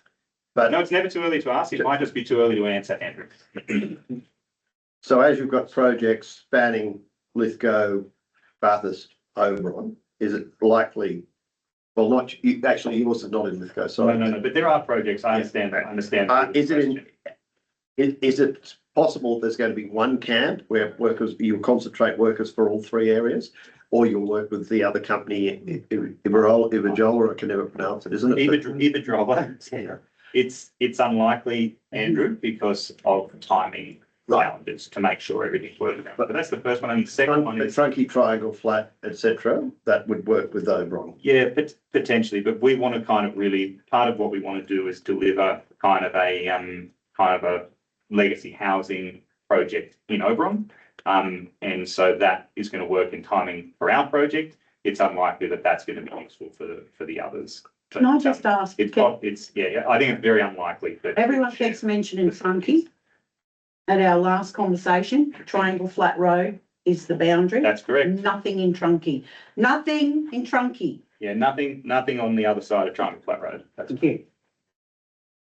Sorry, what are you saying? Oh, so there's no turbines. So we've been asked this question a lot in meetings kind of in the western side of the project, Oberon and kind of in those Bathurst suburbs. Yeah. Triangle Flat Road, if you kind of type that into Google Maps, that is kind of a hard limit on kind of the western edge of the project. Nothing There's no in Trunky. turbines on kind of the northwestern side of Triangle Flat Road. Super question we've got. So just Concentration would be Bradley Flats, not Trunky. And this is a question, my final. Well, I've had a lot of people on Triangle. It's Flat not Road about Trunky, This is not not Trunky. we said that at the meeting, sorry, Hansel, Yeah, just yeah. at the meeting at Trunk Creek where there would have been 60 or 70 people, I said this exactly the same thing to that entire group. No turbines on the other side of Trunk. So with Triangle Flat hits Trunky Road. So from where do Oh, you, yeah, so everything's back this way. No, there's no trick here. Everything is. so you go, so if you say the boundary is Trunky Road and Triangle Triangle Flat Flat, Road. Yeah. it's in that area. And then back towards the Mount David State Forest. Right. That's exactly right. Yes, right. And when we update the map on the website next year, that will kind of be clearly set out. And that's a good segue. Now, Yes. I've got a last question. One thing that puzzles me is the Pines Wind Farm map shows the proposed boundary and turbine sites indicative. Can Stromlo Tag confirm this plan is based on landowners, hosts, who have signed either a host or a neighbourhood agreement? And can Stromlo confirm whether private forestry owners that are included in that map as included as they're going to host, have they signed a host or neighbourhood agreement? So what I'm saying is, I are all understand. those, is that area signed off? Yeah. Is that true or not? So I think we've said this a lot of times. We're happy for our counterparties to talk about conversations that they're having But you've included them in the map based on the on the conversation? website Yeah, map. on a conversation. On the website map. No, the website map. If you go to the website, it's Yeah. only Forestry Corporation map. That's right. What map am I referring to? I'm not sure. I don't know. Okay. Maybe someone gave you a fake one. So when will you be putting a map up indicating which Yeah, areas are going to be covered by private as well as forestry? Before the scoping report, but. Before June Before two thousand twenty-six. Yeah. And I'd like to hope that they wouldn't disclose the private individuals because we don't need any other groups harassing those individuals. I think Okay. one that's publicly available at the moment. Okay, so So the there's really only one more. Metmast. Oh, Metmast, so the wind Yeah. data. So the wind data. So I've got a few questions. I want to know what data is currently being collected Okay, and what are being the general trends in wind speeds and direction. Yep. And how has that data compared to general and historical wind speeds of any other previous data that you've come across? yeah, so we don't have any previous data, so we kind of had entered into the project based on what's called mesoscale modelling data, which is kind of atmospheric models, what we think the area is like. So we've taken a bit of a risk. The very good news for the project is that the data we've collected here is very close to what we expected. So on the left-hand side here, you've got a wind direction. So this is for Yep. 11 months of data. Yep. So if you look at the right-hand side, that's January, February, March. It's a real eye test, but January through to November. Mhm. The left-hand side is what the wind directions were through that period. So what you can see is mostly westerlies and kind of Yeah. west-northwesterlies. Windier during late winter and spring, which is kind of what you expect at a lot of wind energy projects in Eastern Australia. And the wind speeds here, I can't remember the exact heights. It might be kind of 80 and 100 meters above ground level, those two lines. That shows you kind of the monthly average wind speeds. And you're getting up, which means that, you know, the height of the hub, which is kind of where you measure the wind to calculate the energy the turbine is going to produce, you're kind of well above 8, closer to 9 meters per second, which is, well, absolutely world class in terms of wind. Could I say that between October and December, noting the number of days that I've been able to spray this year, Yes. the wind has been excessively heavier in that period than I have ever known before. Okay. You know, if you look at not spraying above 19 kilometres an hour, I tell you, we have had days where it's over that period. So I'm not sure that this is reflective of a normal year. And look, I mean, the amount. I think you're probably right, August, September. I'm just March to July, we get a lot of wind as well. But also with that, the last conversation I had on the 26th when I had the meeting, I was mentioning about the cold temperatures and the freezing up of the turbines. Did you investigate any more into No, I still need to kind of come back. The question, Andrew, was to do with kind of defreezing turbines, de-icing turbines. So you do it like aircraft wings, glycerol or whatever they put on them? We've got a Canadian on the line, so I'm sure he'll be able to give us a good answer on this. And it's not Hero, is it? There's plenty of technology for it. Turbines are all over Northern Europe, down in Antarctica. They use a blade de-icing system, which is basically a carbon sheet that goes through the blade and is heated if need be.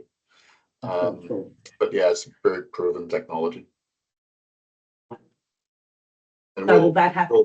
We'll when we do the final design for the project, the engineers for the turbines will assess if it's needed or not based on their global experience.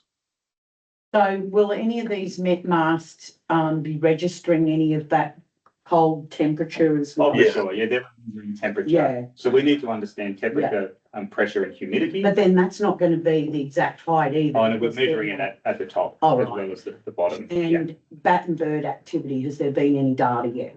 Yeah, I mentioned earlier.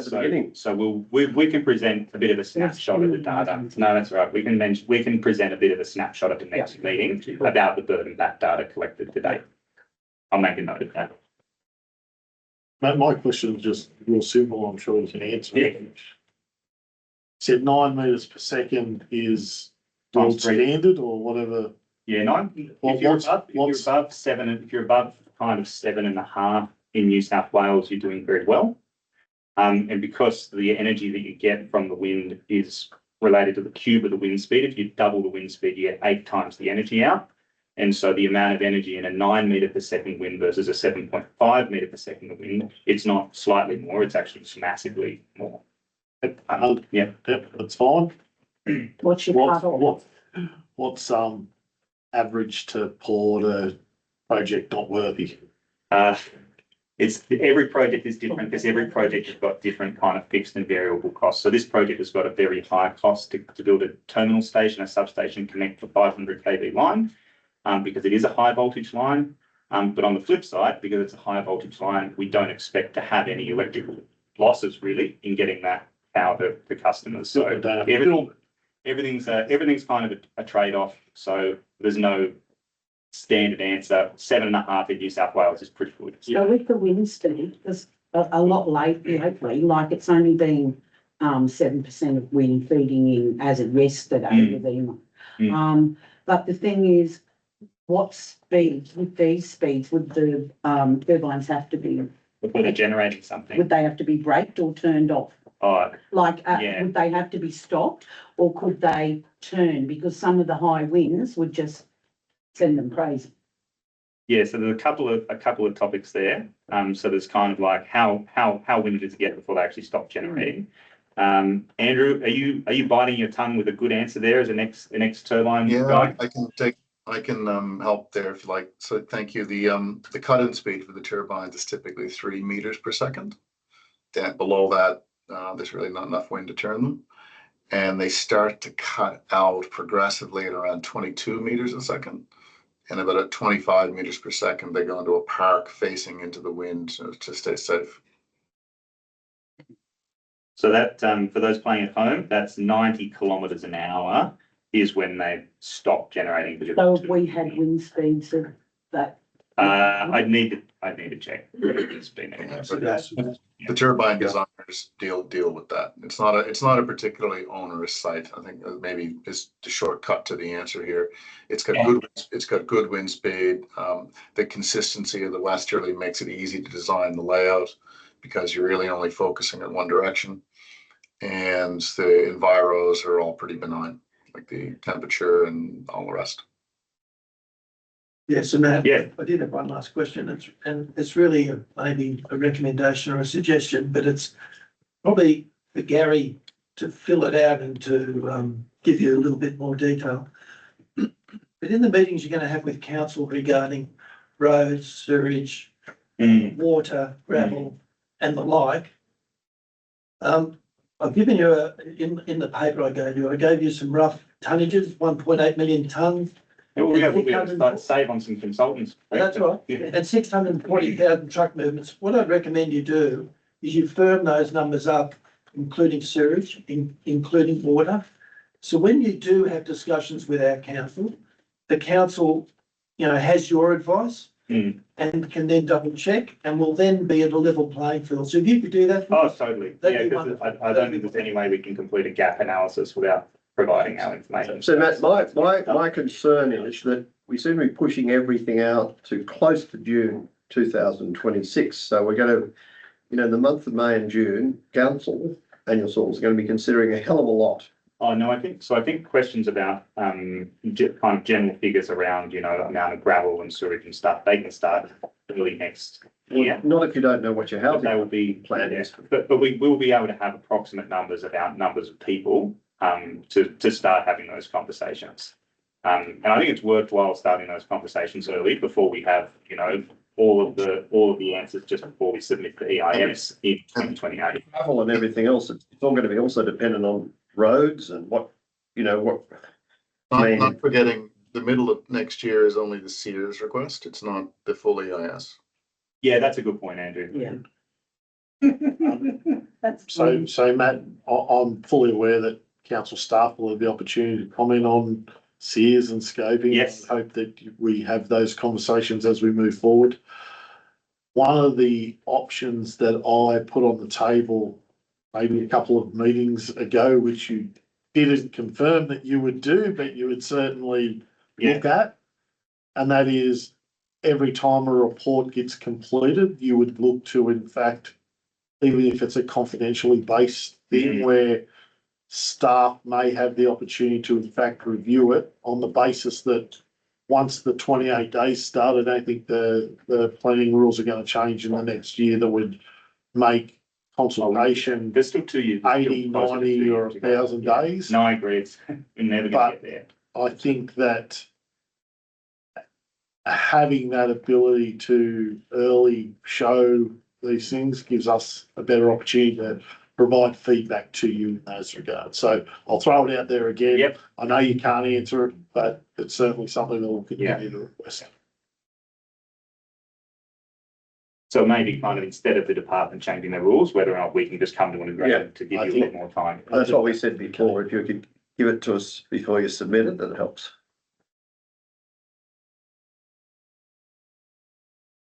Okay, so look, the very last thing that we'd like to touch on, and I think this is going to be a capital T topic, is misinformation in the community.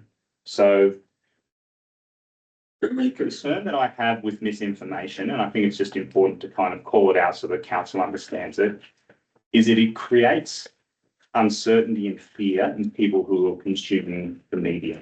And so this is an image at the top that's been used, kind of pushed a lot. These turbines are outside of our investigation area and are not representative of what the project would look like. There are a few other slides that are online. So here on the left, we have a myth. This is out near Essington and is an area where we don't have the right to install any turbines. And again, here at Mayfield Gardens, where again, we have no rights to install turbines. And I'm really just kind of raising this so that councillors kind of are aware that you can't believe everything you see on the internet. And if the community are looking at this and want to understand where the fact-based information is, the best people to ask are the project. And just Not over and against. just Windtown. finally, this has been a really troubling thing. This is a map which is on the Rainforest Reserves Australia website that shows Oberon kind of completely surrounded by turbines in state forests, including in state forests where we do not have a right to develop any projects. Now, I don't know if council attended the meeting. There was a meeting where Stephen Nowakowski from the organisation spoke. We've asked them to correct this map on their landing page. I took this screenshot yesterday and it's still there. And I just think it's really important to kind of question where information is coming from, because RRA, they fabricated references, including making up non-existent wind farms in planning submissions in Queensland. And they've recently been in front of a federal government Senate committee about spreading misinformation. So this organisation is active in the community, and I think it's really important that the community knows that. Thank you for bringing that up. I was there. Thanks, Matt. Because here is the real map of the project. Thanks, Matt. Just on that point, it's a good thing you brought it up, because I wasn't going to, but I will now. At the last meeting, you began with I called it a lecture, and it was about two individuals. It was nothing to do with council. One was about a matter that happened with the electricity, essential energy, and another was with an elderly gentleman.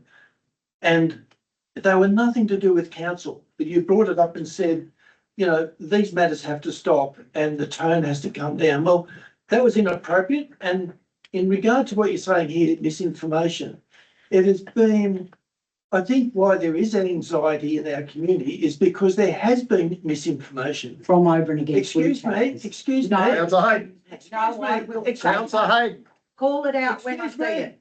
Excuse me. Excuse There has me. been misinformation from the Pines Wind Farm. And from over and against wind towers. and for you giving legal advice on a community website. Legal Mr. Mayor, advice. can you do I gave a comment, thank you. You made a comment that was incorrect and you admitted you're incorrect. Let councillor.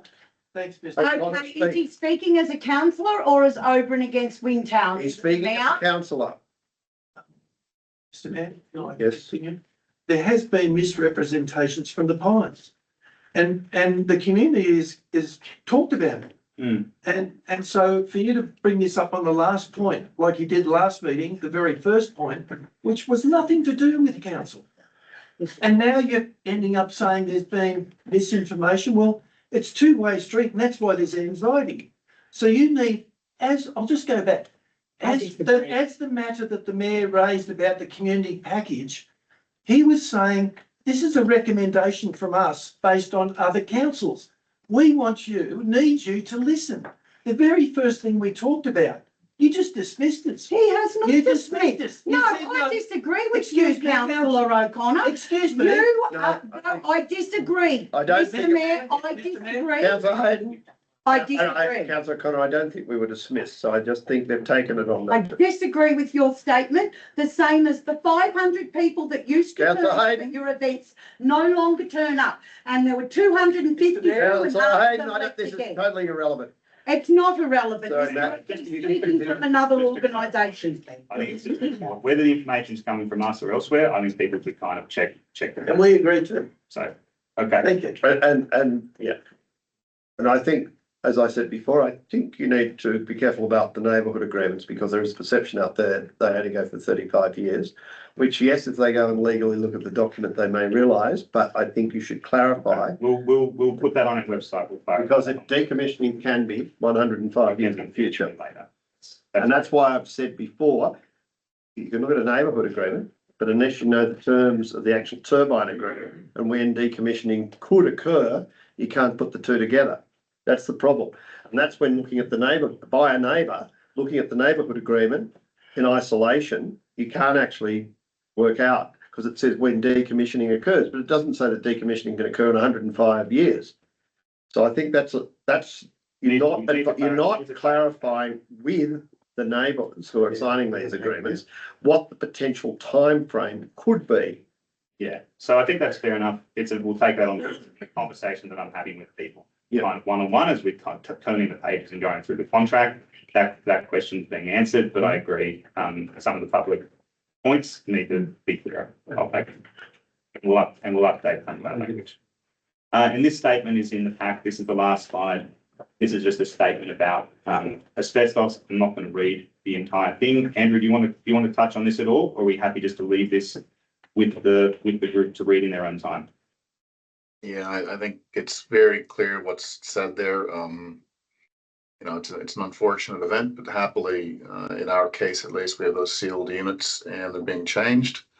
It's an industry-wide thing. It's certainly not just a TAG Energy thing. There's a number of sites that have been affected, and it's a pretty good response actually from the industry to get out and get the affected units identified and made safe. Do we assume that the brake systems are not built in Denmark but are built in China as a result because of this, or some other country? It's all said here. This is the current status. But the brake, yeah, okay. Yes, so I can't say more than what's in the statement. Right. Andrew, sorry. But the perception is that you are the developer. And it doesn't matter if it's asbestos, at the end of the day, the buck stops with you within any business. And it's asbestos has been illegal in this country since the early 2000s. And it's just, you know, the forgiveness once it's happened currently. Everything's just coming into this country. And, you know, we as a community will have We share the same concerns. In the same week, it was reported that children's play sand had asbestos in it. It's a shocking situation. Yeah. So can I just add another question to the asbestos? Is it bonded or friable? And also, as Councillor Tremblay said, asbestos has been banned in Australia since the 2000s. Just wondering how these came into the country. I'm also wondering, all that is. You're also saying the bottom, you know, you've been checking outside Checking precautions. brake pads too. How are you guys going, and who's also paying for this? Not us. We're not. Councillor Hayden? I'm asking Andrew. Thanks, Andrew, if you could give us an answer.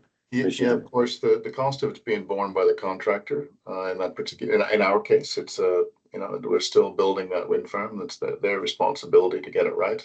They're doing the quality system checks as to why indeed it was able to get through. There's multiple answers to that question because there's multiple sites that have been involved over multiple years. I can't tell you the type of asbestos. It could be different in each instance. I just can't answer that. Thank you. Could I also just go on to some health and safety? As Stromlo, if you set up an independent research into the health of people affected by turbines built within the vicinity of their farms. So I just want to know if you've done that, and under preliminary real voice surveys, 70% of people have had increased anxiety, depression and stress, sleep disturbances, and family and home people wanting to try and get out of their homes. So I just wondered if you could comment on that, please. Yeah, if you can share, is that a survey result that you can share with us, Councillor? Yes, I can get that to real preliminary rural voice survey. Survey. Okay, so. I mean, what I can say about wind turbines and health is what kind of Australia's peak health body says. It's the Australian National Health and Medical Research Council, who have kind of done a study of studies and have come out and made a statement that there's no definitive link between wind farms and human health. I take your point about anxiety. I take your point about anxiety. And what we're trying to do in the community is to meet with everyone, explain kind of the real impacts of the project so that they can understand that. bit more control of their decisions and try to help to kind of directly manage that anxiety. But I don't think there's a physiological connection, and that's certainly not what the NHMRC is. Yeah, of course that, but I have personal information from people that are really suffering big time. And there's also, you say you're going to put a turbine within this distance, and then there's one in another distance, and all this type of thing. So I think that all needs to be addressed. You know, the society is highly concerned about this, and also, just wondering if you could look into that. Please. No, I think that's a good question. I think I'm disturbed about that. That study you referred to is 2009, I think. You need to look at all the current research. That study you referred to is ancient. You need to get up to speed, because what Robbie's saying is there's massive impacts. And Robbie was asking you whether you've done a study. Yeah. Or you've commissioned a study on a $4 billion project here alone. I mean, you need to get up to speed. Yeah, with respect, Frank, we are up to speed. We aren't medical researchers. We don't do that work. We rely on the national authorities in this country and others, and they've found what Matt has said. And if I can make a statement, misinformation is what causes the anxiety. It's an old study, and this is a 300-metre tower that's never been built before in Australia. So let's get up to speed. The height of the tower doesn't affect the impact. It certainly does. Can you give us the website where that data is on, please, Andrew? Happy to do that. Yeah. You can do that. So if you can address those issues, that'd be great. We can also go into the distrust for the community and all the rest of it. And we've also got property values we've got to be aware of in this district. We'll circulate something to the council on property Because values. people do come to Oberon for peace and quiet, and then they've paid big money for their places. They're happy to invest, but now they've got this over their heads. So there's a big concern about that property devaluation. And so that's sort of, you could take that on board. And also, while I'm with the pines, you said the misinformation. The diagram you had up before that shows, what are we talking, 270 turbines, 300-metre turbines? 250. So in that diagram you had before this we'll go thing, so how many on Ivan is really shows councillor. in the area, maybe, the 250 turbines, that diagram, or the next one on, that says the real, no, that one, no, is that the one, that one? Yes, so that's pretty significant in the district. So of course it is, but I think it's important to be precise. Yeah. This is precisely the area that we have access to, and this is not. So let's be precise. As Andrew G keeps saying, it was always supposed to be just in the pine forest, 250 towers. Andrew Riggs now said 250 is a starting point in the Oberon LGA. He's quoted as saying that. So let's get precise. Let's get real. You wonder why I think that was actually Matt, but I'll back it up. Community. It's from missteps and misstatements. I'll take that as a comment. There's a couple of just final things. With the questions that we received last week, we put answers to them that some of them may not be satisfactory because to do with transport. I think we've talked about it. We'll get the answers to you as soon as we have. We have answers regarding the neighbour deed. There were some questions about the length of time. We'll make updates to our communications with respect to the length of the neighbour deed. These two questions. Turbine agreements with private neighbours. So I think we are agreeing to disagree a little bit on this one. We're not in a position to provide those contracts. We'll see if we can kind of provide either a stronger statement or an extract or something from the contract just to answer questions about decommissioning. I am concerned, Matt, because at a meeting previously we asked how long are these agreements for, and you indicated, and even with the forestry, 35 years, but you failed to mention that there are options, and the options can extend it out for 105 years. That's why our concerns.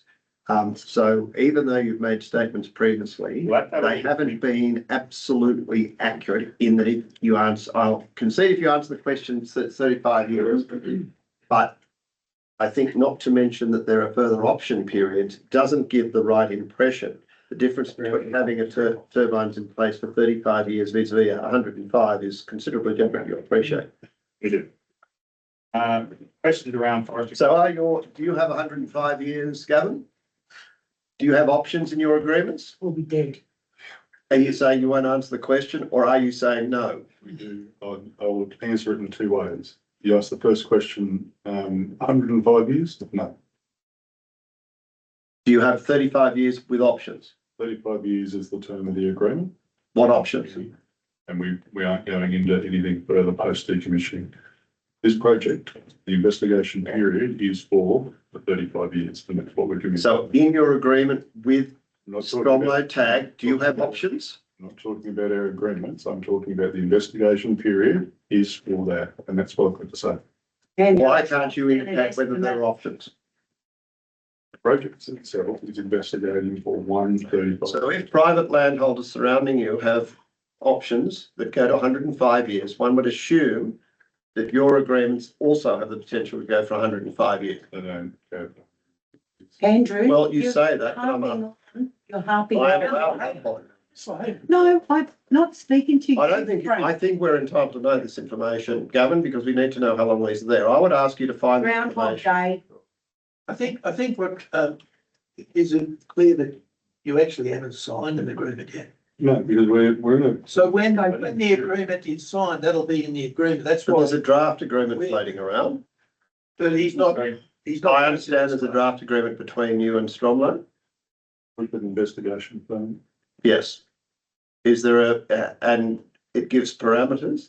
So that allows the companies in each case to go and investigate the prospects of turbines being placed in the plantation. But one would And we'll assume continue to if do that. the infrastructure's been put in place with private landholders that adjoin Forestry Corporation land onto which turbines are going to be, that if private landholders have options that can extend the agreement to 105 years, that Forestry Corporation would have a similar agreement to make the whole project viable. Is that not the case? So I can't talk about the private landowners because I'm not. Can I ask a question? We're talking about. Yeah, jump in, Andrew. Andrew? I'm just curious, Mr. Mayor, what relevance does it have? Like, what would you like to know the answer for? Well, I think communities are entitled to know whether the wind turbines are likely to be in the forest for 105 years or 35 years. I've never heard him Yeah, I ask think- that question. I think maybe the simplest way to answer it is when we get a permit to build a project, whether it's a building or a wind farm or what have you, they're typically perpetual permits. And whether we have a commercial agreement with one party or another is a commercial risk the project has and doesn't define how long the project will be there. It does to and it gives- if I the can just- extent community benefit and in negotiating community benefit and even negotiating a VPA, this council needs to know the potential extent of this agreement. Yeah, If I we do think- not know that, how can we possibly understand the economic and social impacts and the community detriment? But we can't understand that for 105 years either, because we're all going to be dead. I totally support what you're saying, Well, Andrew. where I'm trying to get to is I think you should presume these things are perpetual in the absence of a new nuclear technology or something else that comes in to replace them. The presumption we have as a business is that at the end of the first agreement, it renew with the new, whatever technology there is for wind turbines at the time and go for another life cycle. The 35 years, and we take your point, we probably should be saying the initial design life of the or the initial lifetime of one asset life cycle, if you will, is 35 years. But certainly the permits that we will receive from the planning department don't have expiry dates per se. It basically they'd be decommissioned when it's at the end of its economic viability. And the example is Mount Piper Power Station up the road. You know, when it gets to its 50-year technical life, they're going to decommission it, and no one's going to reinvest in it because the coal is not economic or attractive to the investors. And I think that the simple way. Though, Andrew, they might. All right, and what Where that I'm then going is, means- I'm just trying to show you the analogy. I'm not trying to, that's just what happens, right? And so I think. for Andrew's all those going in negotiations- turns, Andrew, and it's gonna be the same ground all day. Hayden, It's the same question that keeps getting, can you stop? No, can you It's the stop, same Kathleen? question that you keep asking, but you're prolonging it. It's been No, 2 hours of. I was asked on private land, I'm now asking forestry. And the other question is, you talked about VPAs and 1,050 being the standard. If this is going for 105 years at minimum now, as I hear it, perpetual, why isn't that figure going to be escalated? Well, it is, Mr. Mayor, that detail is all in the agreements. We'll get there. We aren't negotiating the clauses of those agreements at the moment. So Andrew, it's Gavin. So this current project that you'll seek approval for, the approval will be given by planning, the minister or the government to, based on a 35-year program, and it would be decommissioned at the end. If it is repowered, what's the planning process that we routinely apply for that next step? So Yeah. how might It'd be an what effect, might, sorry, mate, yeah, you're right. it'd be an effects-based thing. So if we were able to put up the identical turbines in the identical locations, my understanding is it wouldn't require a re-permitting. The permit's still valid because you're not changing your effects. If we were to change the technology, then we probably have to go through a planning process in order to change, for the different shape or height or color or whatever it is. Yeah, that's right. And at that point, it becomes a new Unless you permit. time limit the consent. Yep, Yeah. that's right.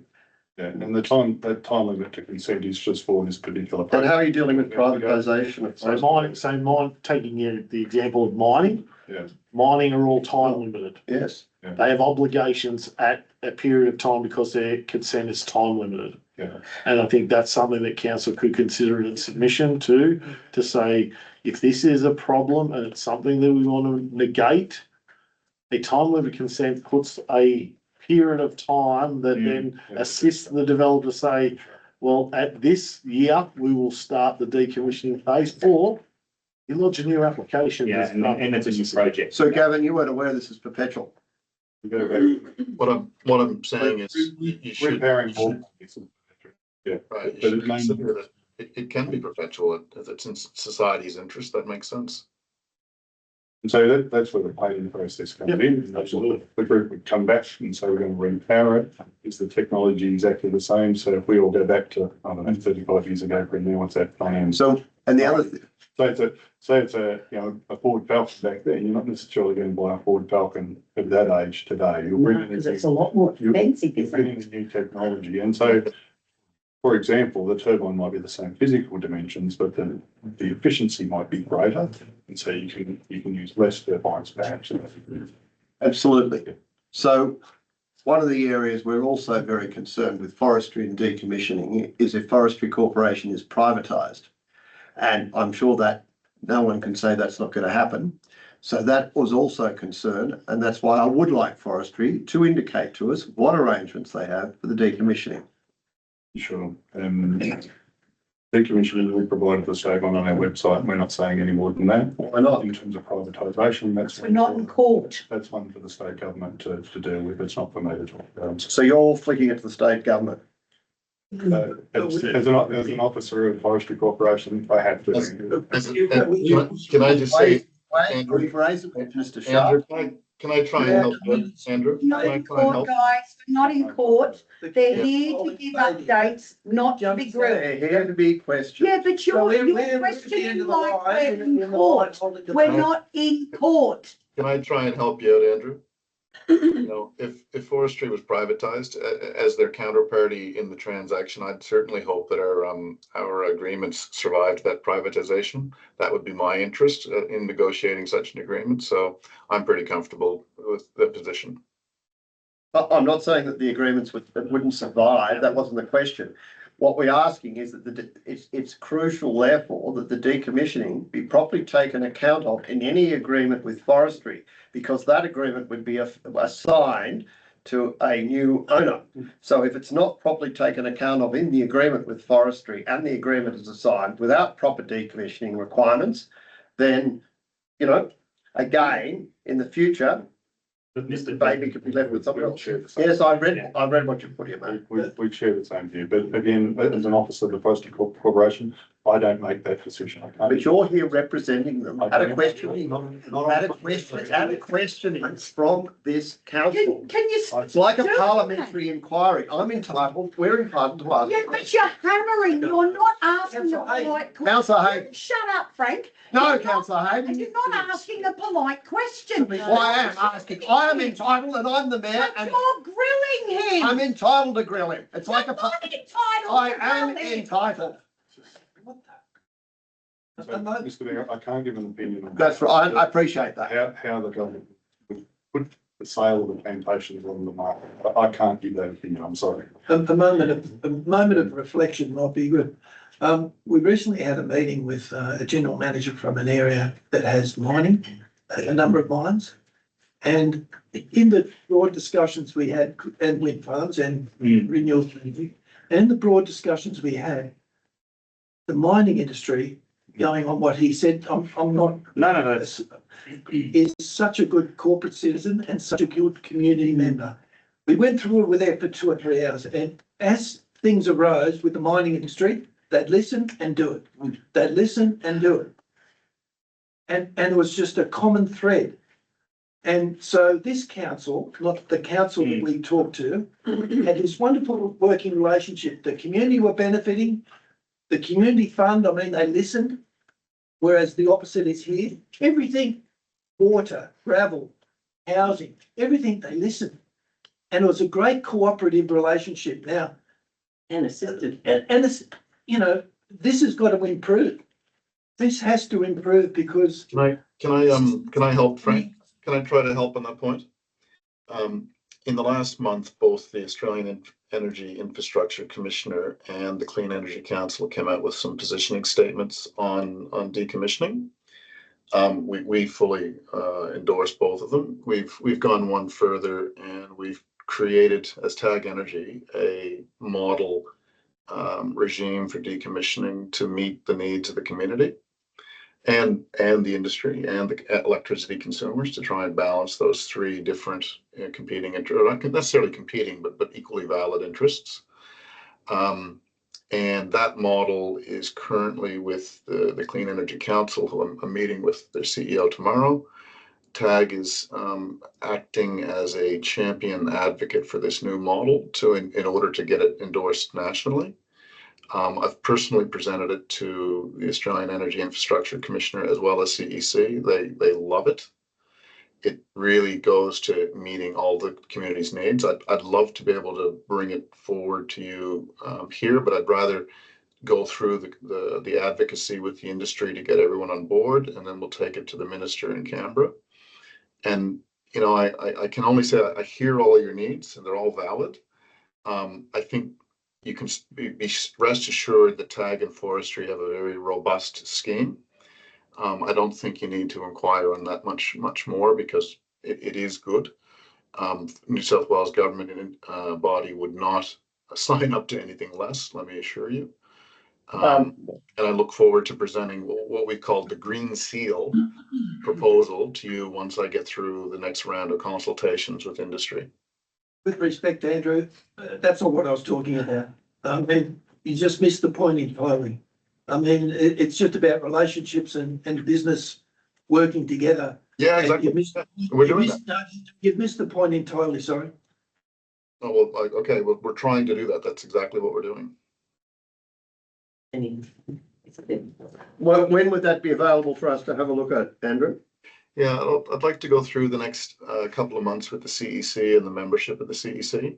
It's important to bring them along. I don't want to release a draft that hasn't been through that process. It's the management of the CEC and the AEIC both have given me a strong endorsement that we should try and make it happen.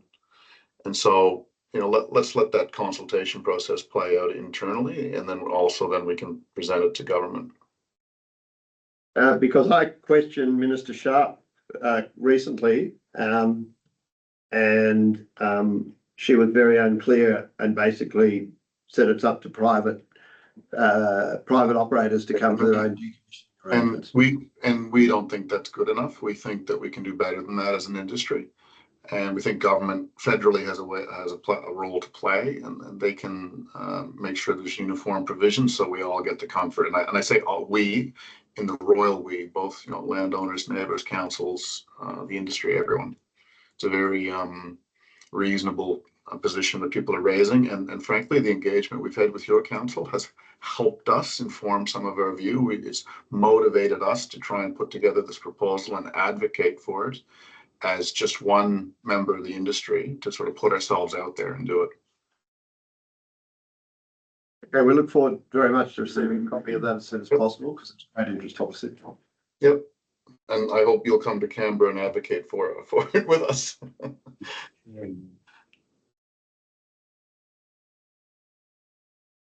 Right, anything else? No, that's all. Thank you. Thank you. Any other questions that haven't been asked already? Well, Right, well, thank you very much, Matt and Gavin, thank you. thank you. Sorry to give you a grilling today, but I think it's better that we ask the questions and have it out there so that we all know where we are. And there were a number of contentious issues, but that's life, and we move forward. Thank you. No, it's good. Thank you. Thanks all. See you, Andrew.